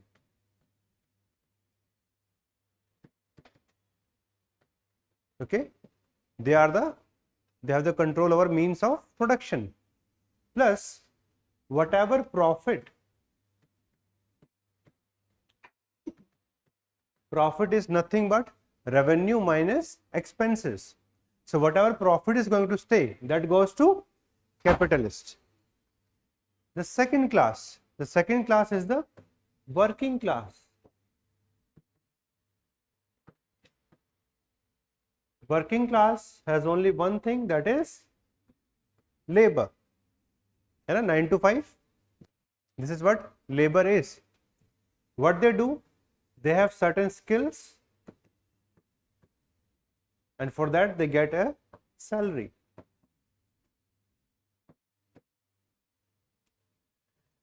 So we are not saying that the concept of socialism is very new, but it became profound from 18th century onwards. Why? Because inequalities in the society, because of this phenomena of Industrial Revolution, was now increasing. Industrial Revolution, we are going to discuss this topic in detail later on, but just have a basic idea. It starts around the mid of 18th century, around 1750. It starts with which country? England. It will start with England. There are various factors which are responsible for that. What are those? Can you think of some? बाद में करेंगे detail में बात. But one was their political stability. Okay, it was not like the continental Europe जहाँ बार बार लड़ाई चलती रहती थी. So England में political stability था. Second, they were having capital. Okay, because of the empire that they had started building, they were having access to capital as well as market like India. Plus coal and iron industry, they were very close by there. And the most important part of the Industrial Revolution, it was the scientific innovations, technology, which was being developed in England. All these factors combined led to the build-up of Industrial Revolution. Once the Industrial Revolution starts, it led to division of people into two parts, capitalist versus working class. Now see the challenges. Today, working class has a relatively very better level of condition. But in those times, the working class was not having any kind of right. So what were the problems of these working class? Can you think of them? Like the number of hours. Okay? They were not defined. Working conditions, they were not safe. Like somebody working in a coal mine. No working condition. They were not safe at all. Like all of you know about the concept of HRA, house rent allowance. So no housing. Because of these reasons, we see the development of slums. Okay, so if you see the writings of 18th century, who is the famous personality? Charles Dickens. He has written many books. है ना? कौन-कौन सा book लिखा है? Like this famous novel known as Hard Times. है ना? He has written a book known as Hard Times. This talks about the misery of working class. Okay, this talks about the misery of working class and the kind of life that they were living. कि दिन में 18 घंटे काम करवाते हैं, salary which is given to them, it is very small. Okay, the profit is entirely kept by the capitalist. Even we see the issue of child labor, okay, unsafe working conditions. So all these problems were being faced by the working class. Now the problem was nobody knew how it could be eventually seen, how to regulate such a scenario in which these two classes, okay, these two classes of capitalist and working class can live in harmony. How to do that? So this was the problem which was in front of the various influential people or the philosophers. So the early people or the early socialists, they thought this problem could be solved within the framework of capitalism. It means capitalism as a concept is not to be challenged. कुछ reform कर देते हैं दो चार, ठीक है, and then this can lead to harmony between these two classes. Okay, and what are those reforms? Like these, number of hours should be limited. 8 से 7-9 घंटे के आसपास उनका वर्किंग टेन्योर करते हैं. They should be given a weekly holiday. Okay, even the working condition should be safe for them. Housing, है ना, housing के लिए भी फैसिलिटी प्रोवाइड करना चाहिए. So such kind of ideas were put forward, but it did not challenge the overall concept of capitalism. ठीक है, so reforms were proposed by variety of these people. Kindly see your handout. The early socialist, okay, like Thomas Paine, he talks about the rights of men.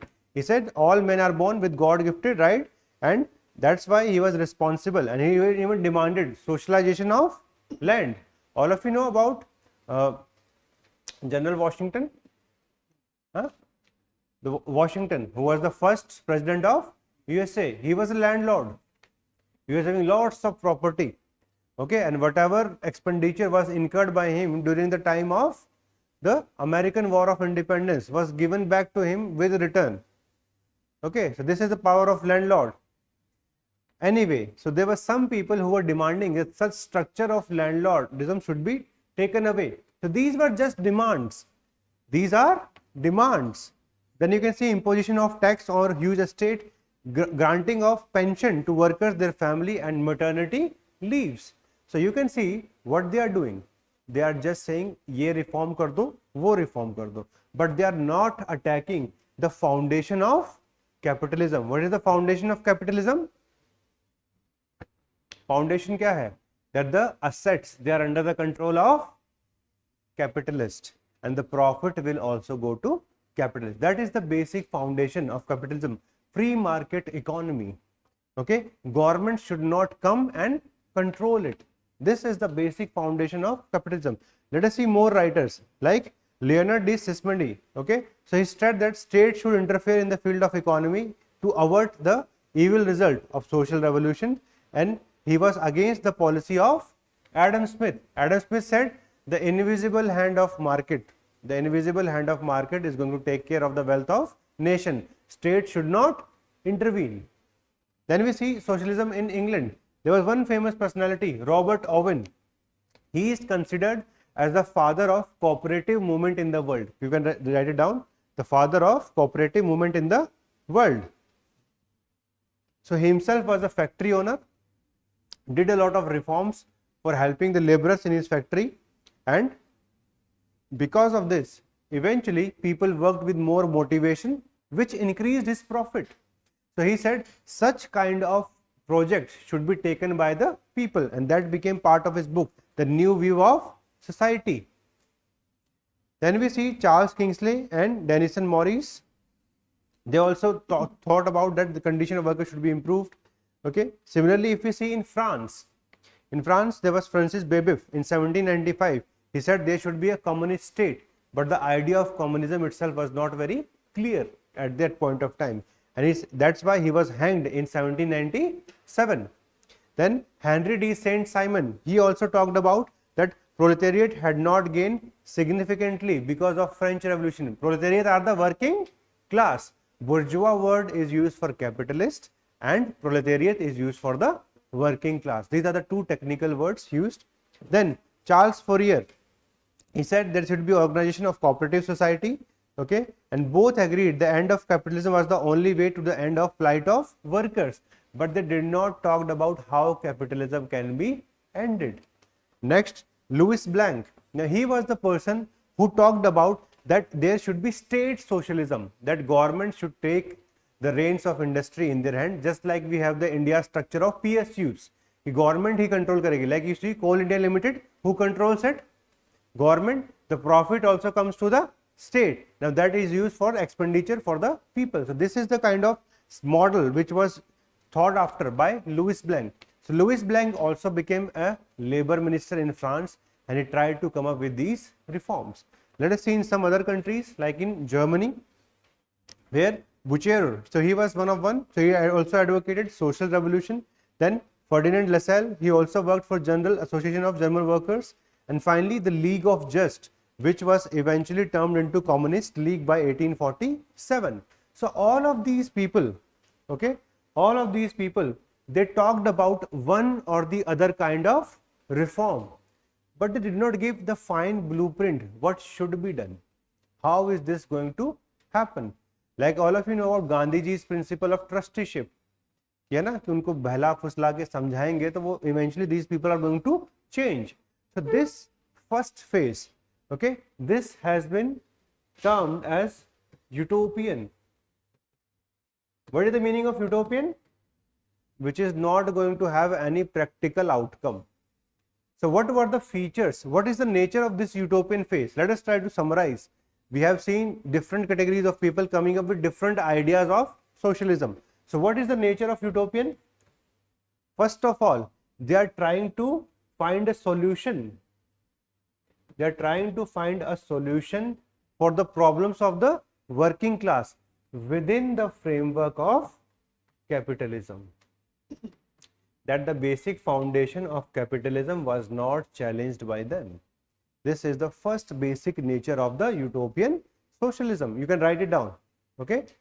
That the basic foundation of capitalism as a concept, it was not challenged by the early socialists. They only talked about one or the other minor change which could be done in one or the other department. कि working hours आप है कम कर दो, safe condition होना चाहिए, housing के लिए facility होना चाहिए. So they did not challenge the concept of capitalism as such. So reforms were proposed within the capitalistic order. This is the first thing. Second, diversity of thoughts. Can we see any one clear ideology in the early socialism? No. Somebody is talking about cooperative movement. Somebody is saying, like Louis Blanc say, we should create a state socialism. Somebody else is saying something else. So we see a diversity of ideas with respect to socialism. This is again a very important part. Third, majority of these ideas, they are now coming from different countries. So it means that the idea of socialism, it was popular, but still not effective, because we can see the idea of socialism in various countries, and in many cases this utopian socialism had become an individual initiative.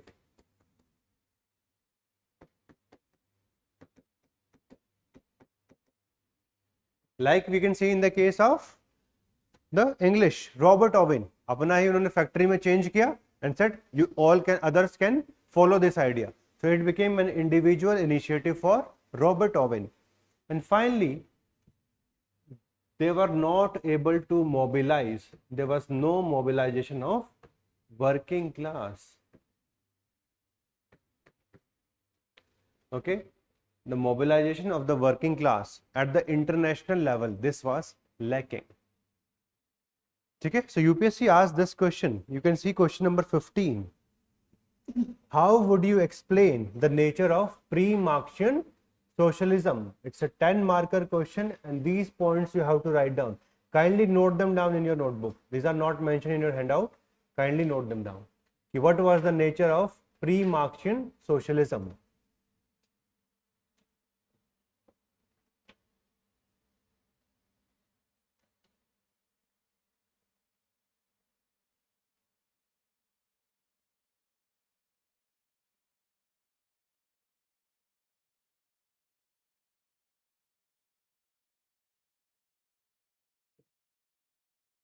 फिर से समझाऊं एक बार.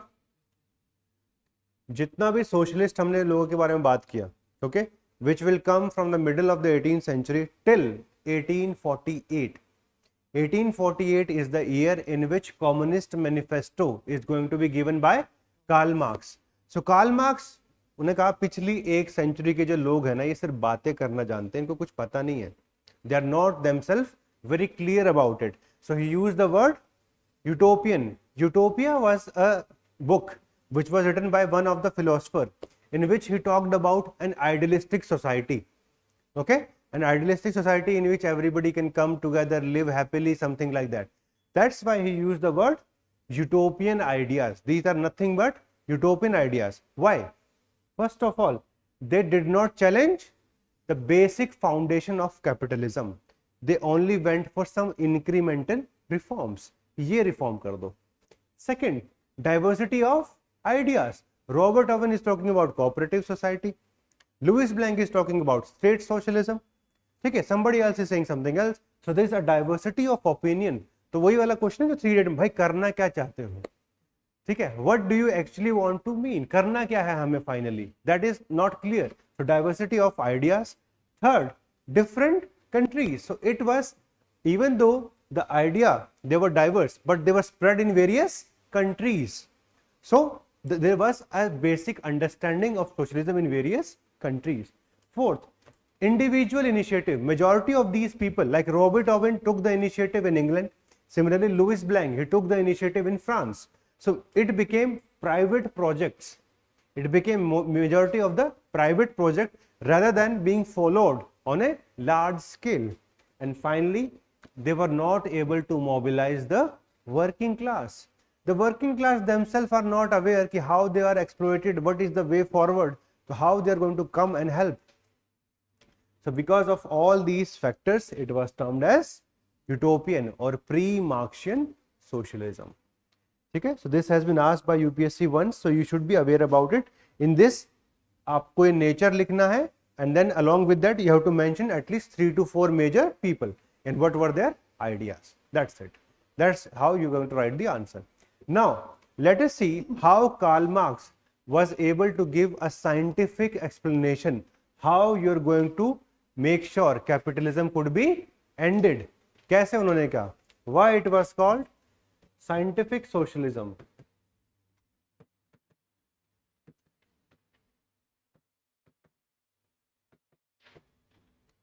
So what was the basis of capitalism? The basis of capitalism was private property. सबसे पहले आते इन्होंने क्या कहा? Abolish private property.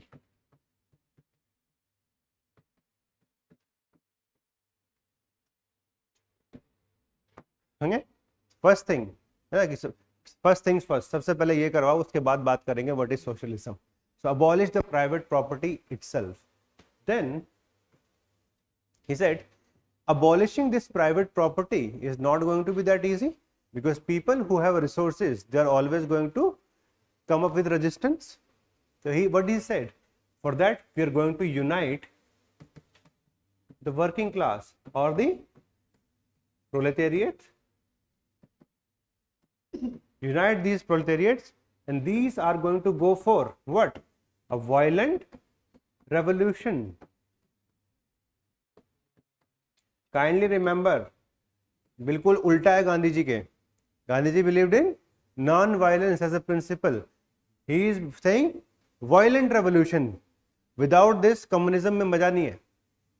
Okay? So first thing, we are going to abolish private property. Second, we are going to unite all the workers and they are going to lead, okay, a revolution against the current government, and by toppling them, this is going to be a violent revolution.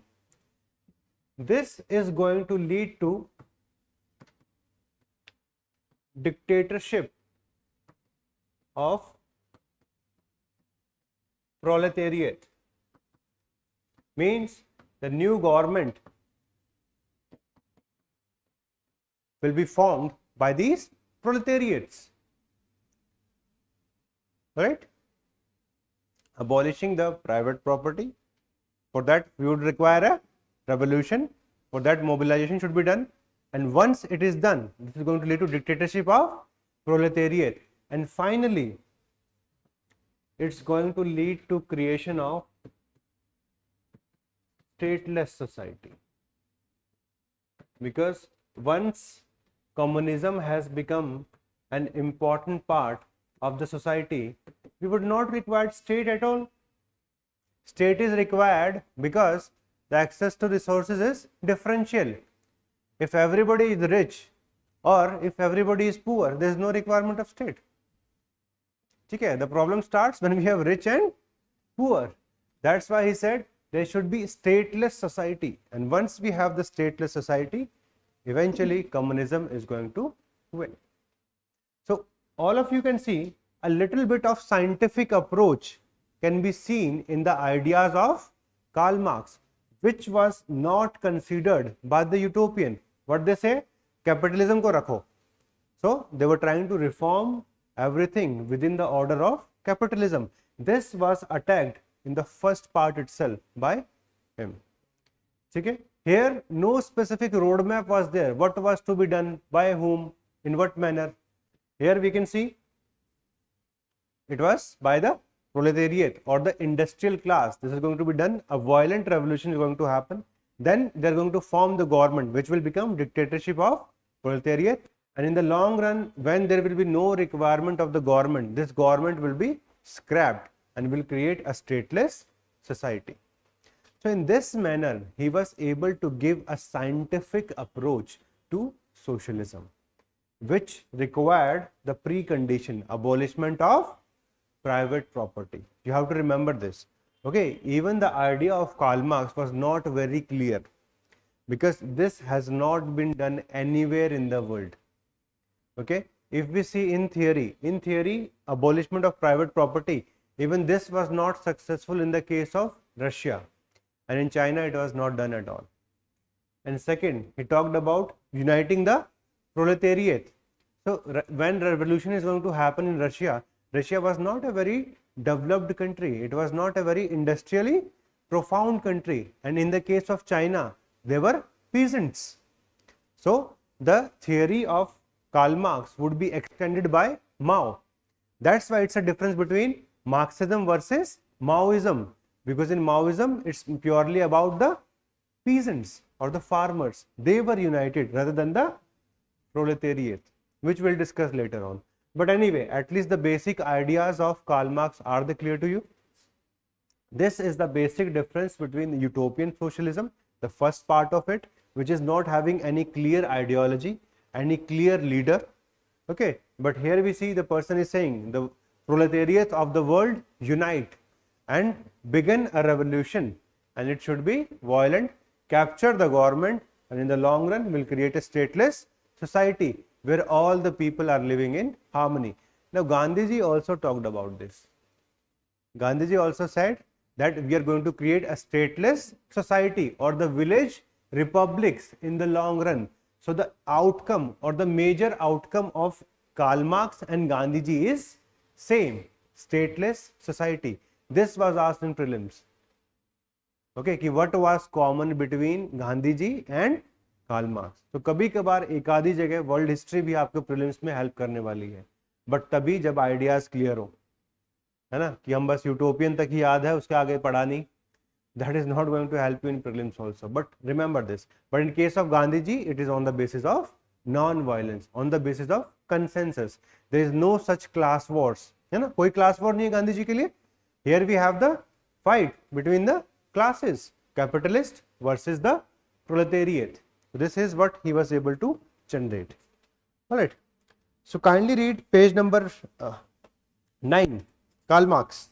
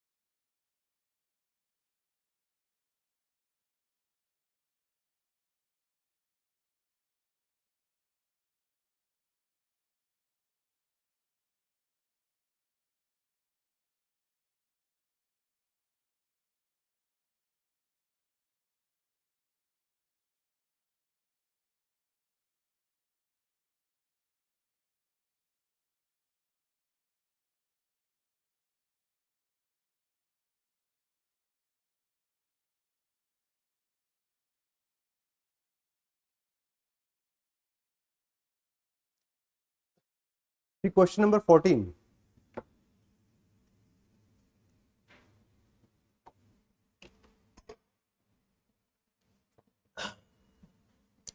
So all of us know the name of Karl Marx.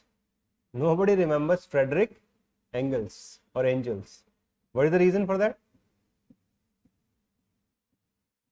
दोनों दोस्त थे, ठीक है. So UPSC asked this question, not that much pointed towards Marxism. It says Engels did much more than Marx himself to popularize the ideas of Marxism. What does that mean?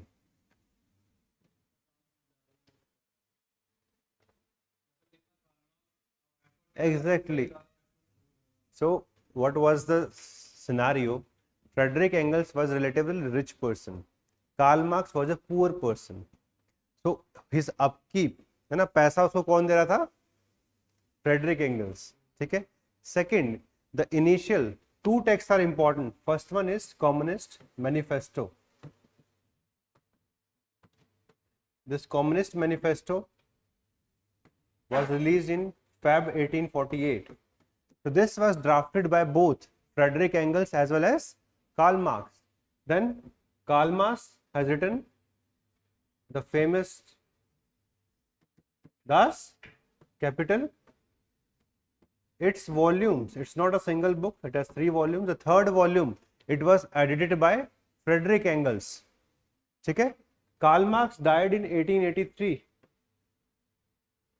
but Frederick Engels popularized his ideas till 1895. So, dost, है ना? This is what Frederick Engels was. Even though the name of Karl Marx was becoming bigger, but he helped him financially, he helped in formulating the theory, helped him in editing, and even took it to international stages. So that's why UPSC asked this question. Less of a question of academic sense, more of a question of dosti yari. ठीक है? कि he did much more than eventually popularizing the ideas of Marxism. So इसको पढ़ो एक बार, ठीक है?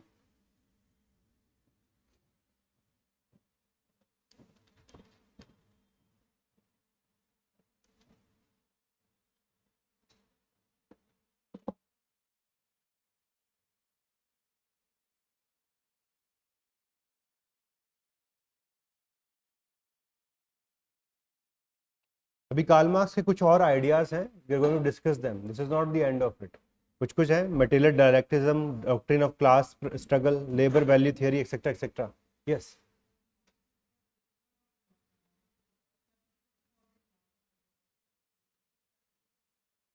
दे were against both. Initial जो mercantilism है, इट इज प्योरली अबाउट के कंपनीज बनाओ, ठीक है, go to different lands and use the political power for the sake of accumulation of wealth. So Karl Marx in principle is against colonialism. Okay, that's why the application of mercantilism, which eventually happens in countries like India, he was against it. All right. Second, when it comes to capitalism, they were entirely against capitalism, abolition of private property itself, because the condition of the proletariat, of the working class, could not be improved as per Karl Marx without the abolishment of capitalism. And this was the basis on which he criticized the earlier capitalists, earlier socialists. So, you people are utopian. सुबह से लेकर शाम तक कहानियां लिखते रहते हो, book लिखते रहते हो. It is not leading to anything substantial. That's why he was against both. Alright. तभी तो इंडिया के केस में कई बार कमेंट भी किया है. The worst form of government is the company or the government of company. And this was on the basis of mercantilism. So he was criticizing the mercantilist part there. You have taken over the power. Now you are misusing this power, political power, for your economy or economic benefit. So this is what it is all about. ठीक है, ये दोनों book आपको याद रखना है, communist manifesto and Das Kapital. See from the handouts the basic biography of Karl Marx. So he was a Jewish born German. Okay, left University of Bonn after 1 year and joined University of Berlin, study history, philosophy. Then he was given a doctorate by University of Jena. He became editor of Rhine newspaper, but since he was a bit too much of a criticizer, he was thrown out. ठीक है, वहाँ से उसको हटा दिया.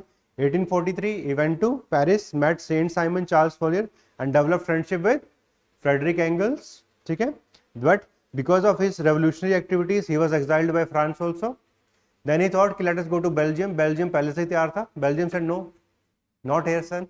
ठीक है, so even from there also eventually he was exiled. Then finally he settled in England. ठीक है, so it's not a big thing when somebody says कि भाई सारे लोग इंडिया से भाग के कहाँ जाते हैं, इंग्लैंड में. It could be Maल्या, Nirav Modi, etc., etc. For long time, England has become a refuge for all such people, starting from Karl Marx. Even Karl Marx, even in 1848, one of the major revolutionary, Metternich, he is also going to run away from Europe and go to England. So England has been a safe haven for people of various kind, and the reason is the rule of law. There it is followed literally. They consider themselves as the mother of democracy. That's why people go and run there, because more preference to human rights over the other rights. कि कुछ भी गलत किया है देख लेंगे. First come to England. ठीक है, so if something wrong happens from you, you know the country to run to. Okay, let us see. In 1847, they came up with this idea of International Communist League. Okay, in London itself. And in 1848, they came up with this Communist Manifesto.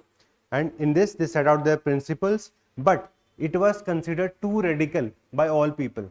One thing you have to remember, the ideas of Karl Marx, they were not very popular. They were not very popular. Okay, even when he died, 10-12 लोग आए उनके funeral पे. It was not that कि भाई सारे लोग आगे Karl Marx चले गए. It was he became popular once the Russian Revolution happened. Then Lenin said, we are following the policy of Karl Marx. So you require a good disciple.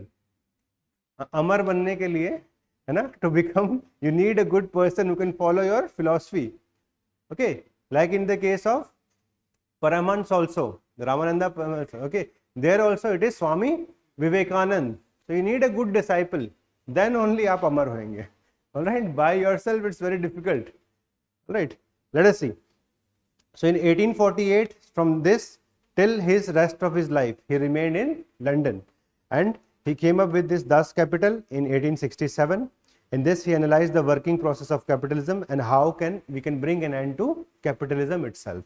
Thereafter, he thought about this, that only when an individual monopoly of sources of production is eliminated, means private property can be abolished, and along with that, personal profit motive is removed, means profit किसी को नहीं जाएगा, it will go to state. Moved from the production system, he supported nationalization of resources or the abolishment of private property, because without this capitalism is always going to win. कोई तरीका ही नहीं है उसको हटाने का. That's why he was a supporter of nationalization of resources. Come to the next part. Now he used various doctrines to make people understand what he was actually thinking. So let us see. The first doctrine, it is about the main concept, and this has been used by the Marxist historians, that is the economic interpretation of history. So he said everything that happens in the society, it happens on the basis of the economic forces of the time. जैसा आपका economic status होगा, you will develop that kind of thinking. This was a complete contrary of the idea of German philosopher Hegel. Hegel said, whatever are your ideas, that kind of person you will become in the future. But he says completely opposite. What kind of economic status you have, that will decide what kind of ideas you are going to generate or follow in the life. So this was done by him. Second, he used the method of dialect. Okay, so what is dialect? It means asking some serious questions. Okay, asking some serious questions from the people. So there he talked about that dialect was used to show people that in the world class struggle has always happened. Okay, so he says in the ancient society, देखो, in order to become great you have to become persuasive, कि 4-5 लोग आगे आपके साथ बैठे रहें कि गुरु आप ही हैं. So he came up with this dialect, okay, to make people understand how class struggle has been a part of all the societies. So he said during the ancient society, there was a fight between master and slave. And in this, the resources were cornered by master. He said during the medieval society, the resources were cornered by feudal lords and suffering was done by the serfs. Okay, serfs. And in the modern society or the society of today, we have the capitalists and you are the proletariat. So this is how the rhetoric was used for uniting the proletariat. So this is what he used, dialecticism, coming up with a reference points. हाँ, chronology समझा जाए, chronology समझो कि ancient India में ये हुआ था, medieval में ये हुआ था. This is your time.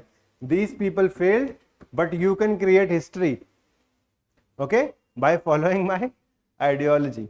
So this is what he came up with. All right. The next theory, it was the labor value theory. So he says, what is profit actually? Profit है क्या?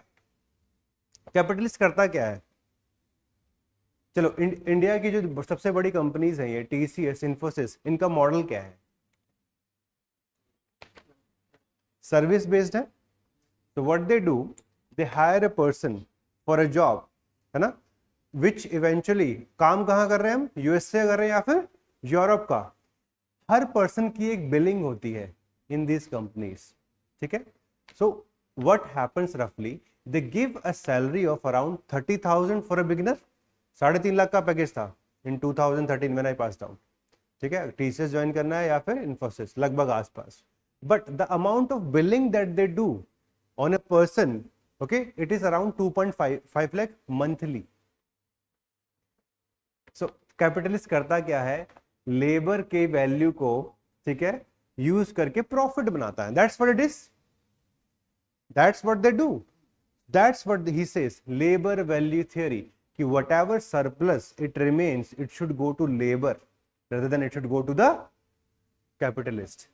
But फिर उसके ऊपर देखो अलग debates हैं कि risk कौन ले रहा है, who is coming up with capital, who is the owner of the land. तो इवेंचुअली जब सारा काम ही वही कर रहा है तो लेबर को कैसे दे दे ये चीज.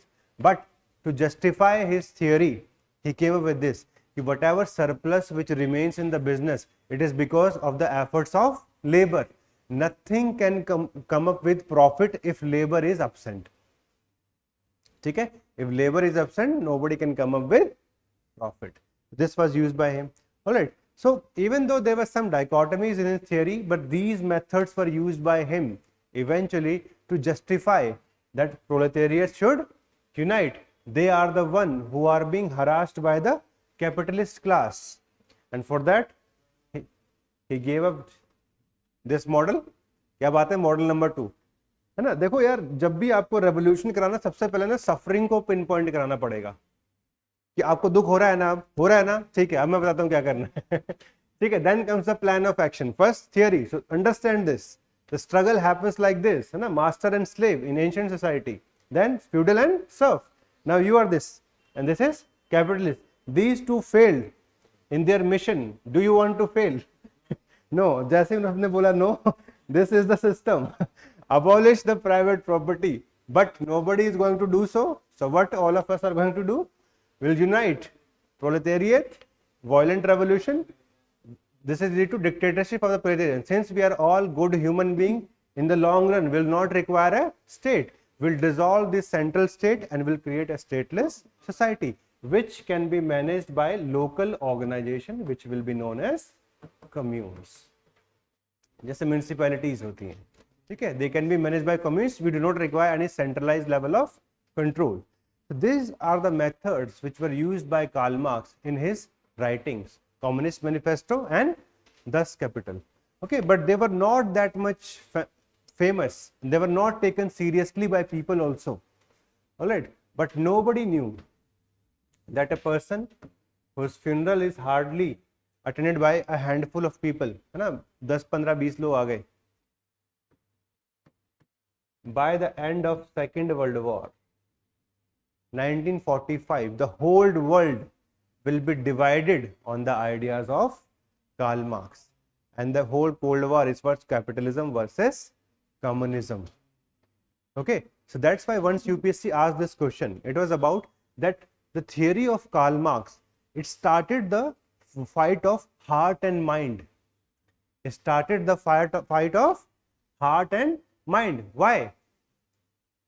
Because whenever there is a fight between ideas, एक साइड तो लेनी पड़ेगी, या तो कैपिटलिस्ट बनोगे या फिर कम्युनिस्ट बनोगे, बीच में रहोगे तो पिटाई होगी, ठीक है. So whenever there is a fight of ideas, eventually you have to take sides. So this is the fight of heart and mind, which was started by the ideas of Karl Marx. Once he wrote this, now this became part of the literature, and those people who are influenced by them, if they come to power, this is what they exactly which they will try to do. And this was done by Lenin in 1917. They captured power, and this is known as Bolshevik revolution. We'll discuss about, because the word Bolshevik may not be much clear to you. There were some socialist parties divided into two parts, Mensheviks and Bolsheviks. So वो हम बाद में discuss करेंगे. But just realize, on the basis of this, two major revolutions are going to happen. First one Russian and second is Chinese, which will take later on, because पहले हमें उससे पहले का जो फ्रेंच रेवोल्यूशन है वहां से स्टार्ट करेंगे हम सिलेबस को. There is one more topic which is mentioned in a syllabus: spread of Marxian socialism. How it is spread to various countries. Okay, so star market. There is a very high probability of question coming from this area. Okay, very high probability.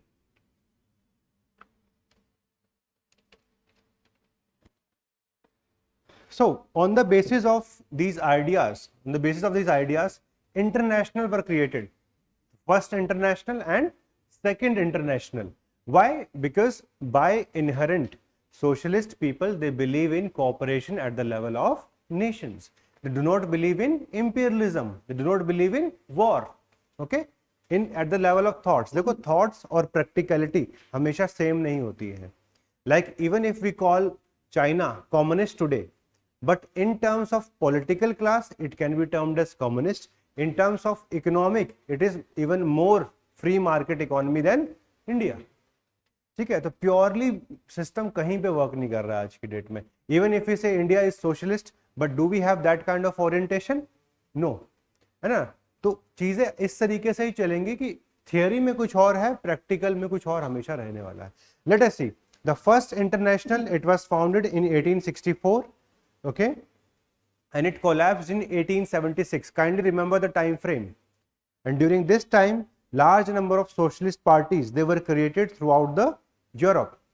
Okay, and Karl Marx's great contribution, it was to eradicate the entire class system.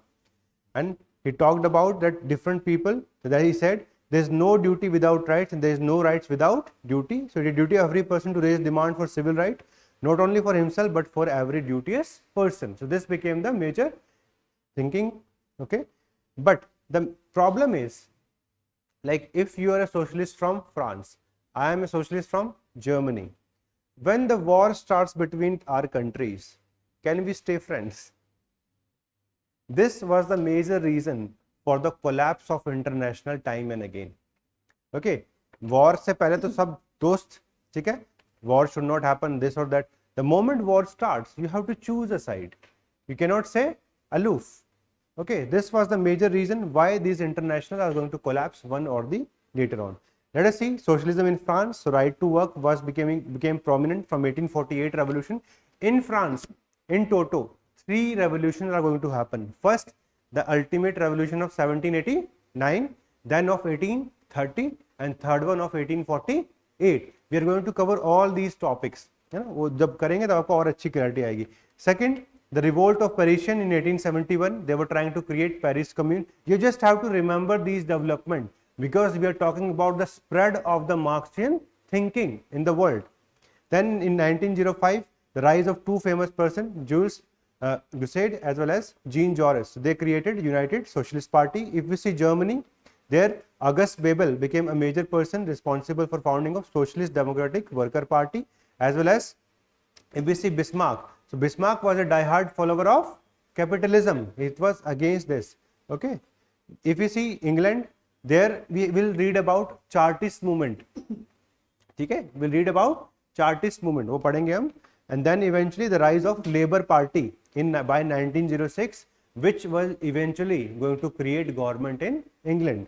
If we see in Russia, in 1883, they created Russian Social Democratic Party, and then finally the rise of, or the two faction, Menshevik versus Bolsheviks. Yes.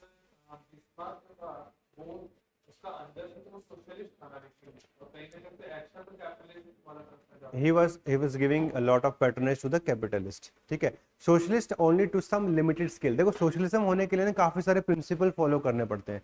Like first cooperation with the nations. But if you see Bismarck की policy क्या थी? Blood and iron.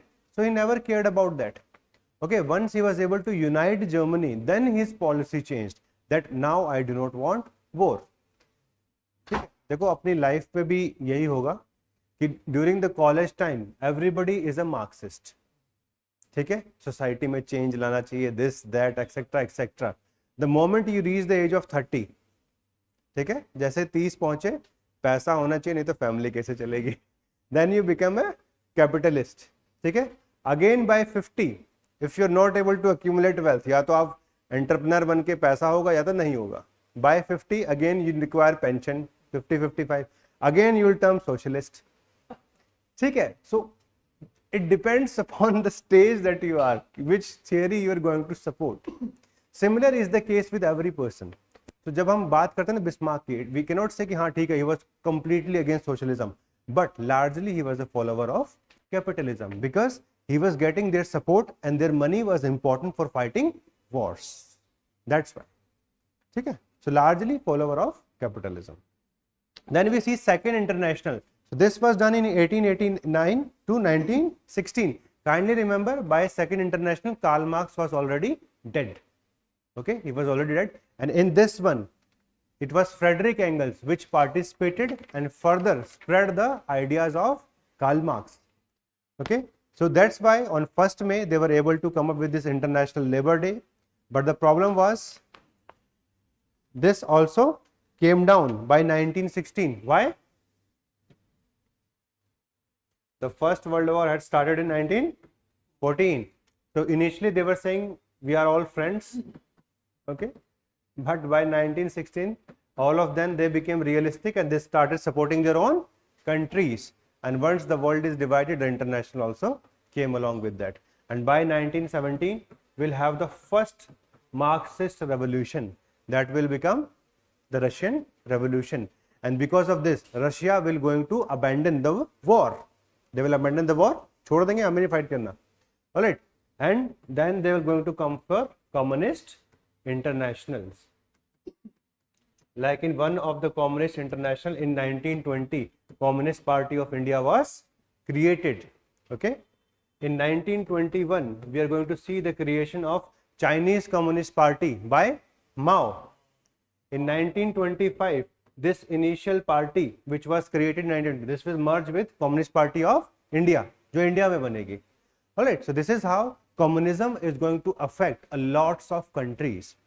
Okay, and by 1949, when China was also going to become communist, this was largely a differentiation. है ना कि China has a very huge population. So that's why in 1949, when China became communist, more number of people were living under the communist rule rather than the capitalistic rule. Okay, so that's why the word has been used, that the rise of Marxism has led to division of hearts and minds in the world. All right, so this topic may come. Okay, how do you see the spread of Marxist ideas? So you have to remember facts in this. इसमें बहुत ज़्यादा principles नहीं बताने हैं, facts याद करने हैं, कहाँ पे कैसे spread हुआ है. The two international, they are the major outing. Okay, the efforts of Frederick Engels, the countries like French, Germany, as well as England, you have to remember, and you can even connect it to India as well as China. All right, and the two revolution of 1917 and then finally 1949. और तो बाद में हम पढ़ेंगे कि कहाँ कहाँ पे कम्युनिस्ट रूल था, like Vietnam is famous for that, है ना, इंडो चाइना में लाओस भी आ जाएगा. So all those we'll discuss later on when we'll discuss the Cold War. But this is the initial opening of the topic of socialism and communism. All right, so the handout number 1 is covered. Yes. Hegel का dialecticism eventually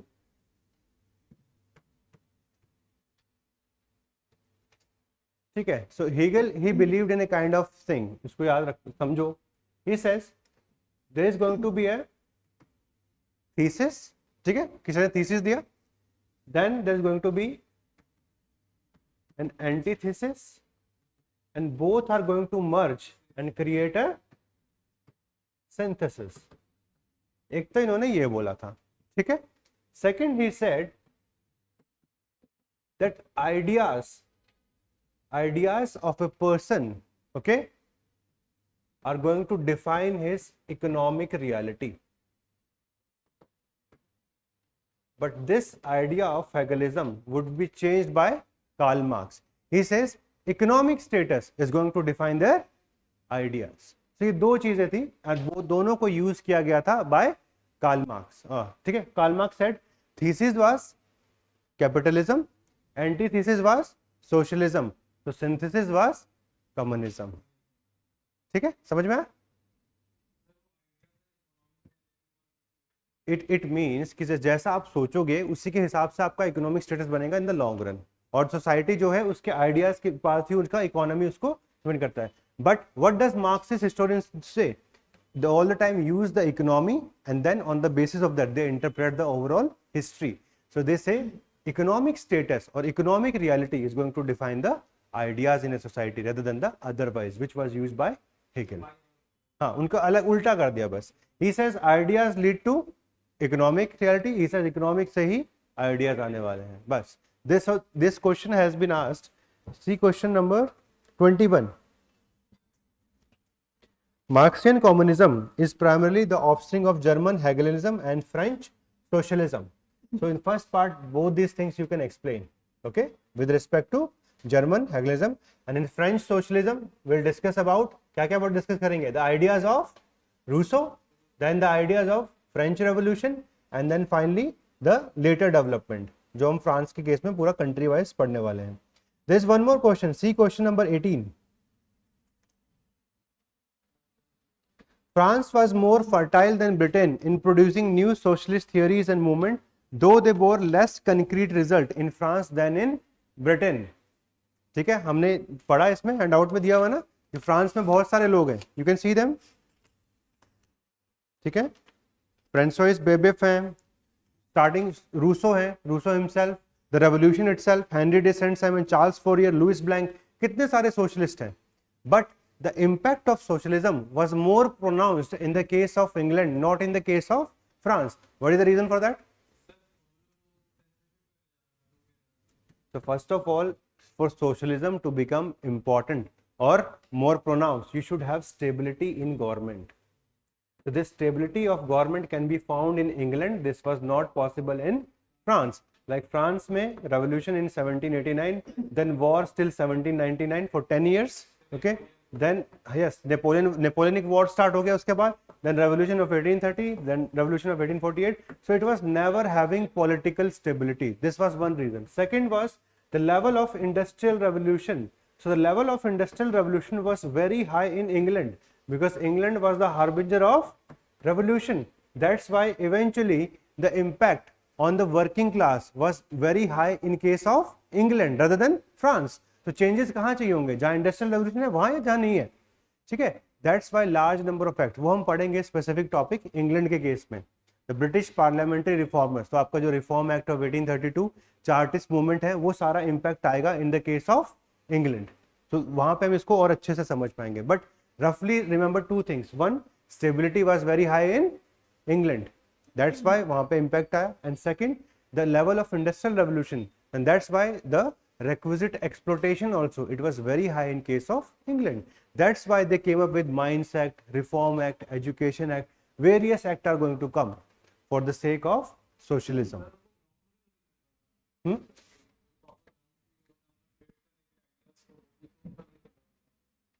मतलब वो उसको रोकते भी थे, but it was purely because of political stability. ठीक है. See question number 14. I think this is very easy. ठीक है, how Engels did much more than Karl Marx. तो उसके तीन पैरामीटर आएंगे. फर्स्ट ऑफ ऑल फाइनेंस दिया है ना गरीब दोस्त को, ठीक है, supported through out his life. Second, helped in formulating the theory itself, communist manifesto. He also edited the third volume of Das Kapital, and finally even spread the ideas even when Karl Marx was dead. Okay, so he participated in the Second International. So that's why this idea. Okay, the 15 we have done. 16, with the writings of Karl Marx, socialism assumed the form of scientific socialism, which we have already discussed. क्या क्या उन्होंने scientific socialism के elements को बना दिया. But there is one thing which you should remember with respect to his limitation. Whatever was said by Karl Marx, even that also did not turn out to be true. So first of all, he said the revolution is always going to happen in an industrialized society, but it happened in Russia, which was not that much industrialized. Second, it can never happen in a peasant society, but it happened in China. And third, he said there's going to be creation of stateless society, but that was never created. Okay, so those were the limitations of the scientific socialism which was considered by Karl Marx. So kindly remember for this question. See question number 17. It is nothing but a very easy question. You have to understand the approach of Karl Marx and the approach of Adam Smith. Adam Smith says, पहले statement समझो कितना अच्छे तरीके से लिखा है, इसको रट लो, कभी भी इंट्रोडक्शन वगैरह में कंपैरिजन करना हो तो याद कर सकते हो. Karl Marx applied his critical intelligence to the wealth of nation. Okay, where Smith has only seen the sunlight, Marx only saw the shadows thrown upon by human race upon the unimpeded exercise of individual liberty. It means what was said by Adam Smith?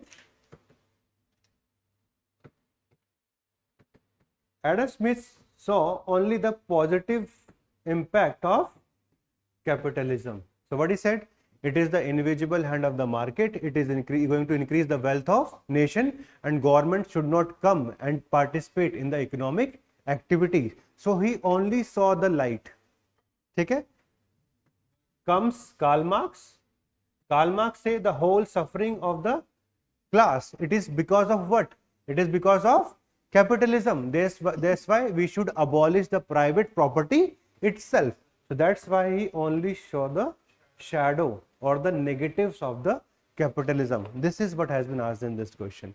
कभी कभार ना poetic बन जाता है question, है ना, नहीं तो चुपचाप लिख सकते थे कि what are the difference in the ideas of Karl Marx and Adam Smith, but मजा आता है उनको ये करने में, है ना. It is applied his critical intelligence to the wealth of nation, where Smith had only seen the sunlight, Karl Marx only saw the shadows, बस और कुछ नहीं है. तो इसमें आपको कार्ल मार्क्स के केस में जितना भी नेगेटिव इंपैक्ट था of capitalism and industrial revolution on the working condition, on the working class, जो हमने लिखा था ना, impact on the working hour, unsafe working condition etcetera etcetera, बस उसको क्रिटिसाइज करना है वहां पे. See question number 18 and question number 20 they are exactly same, it was repeated. Question number 19, it is related to home, Louis Blanc. ठीक है, तो आपके हैंडआउट में लुइस ब्लैंक के बारे में पूरा फॉर्मेट लिखा हुआ है. So what he talked about, if we were to define our conception of state, our answer would be that state is the banker of the poor, and the government would finance and supervise the purchase of productive equipment and formation of workshop. In the light of the above, so थोड़ा सा description देना है of Louis Blanc, what were his ideas. He became a labor minister in France and tried to execute this idea of state socialism. Then throw light on the pre-Marxist socialist thought in Europe. तो nature तो हमने already आपका बात कर दिया, और बाकी जितने भी सोशलिस्ट हैं उनके भी आइडियाज वहां पे आपको लिखने हैं. So this is the full length of socialism and Marxism on which UPSC has asked question. Probable question which you can think of, it's one the spread of Marxism, वहां से और क्वेश्चन बन सकता है. It's a part of your syllabus given in your hand out, sufficient for the exam perspective. Do not think of doing PhD on Karl Marx, okay, because as all of you are young, you are bound to become Marxist. ठीक है, थोड़ा सा as को catch up करने तो सब capitalist बन जाओगे. Alright, anyway, so we have covered enlightenment and socialism. These 2 units are finished. You have already been given handout number 2, and this is with respect to American Revolution. So we are going to finish that tomorrow. Alright, we'll carry on with answer writing tomorrow. First we'll do one answer writing on Marxism and socialism, and then we'll shift towards the further syllabus. So kindly revise whatever we have done in last 2 days.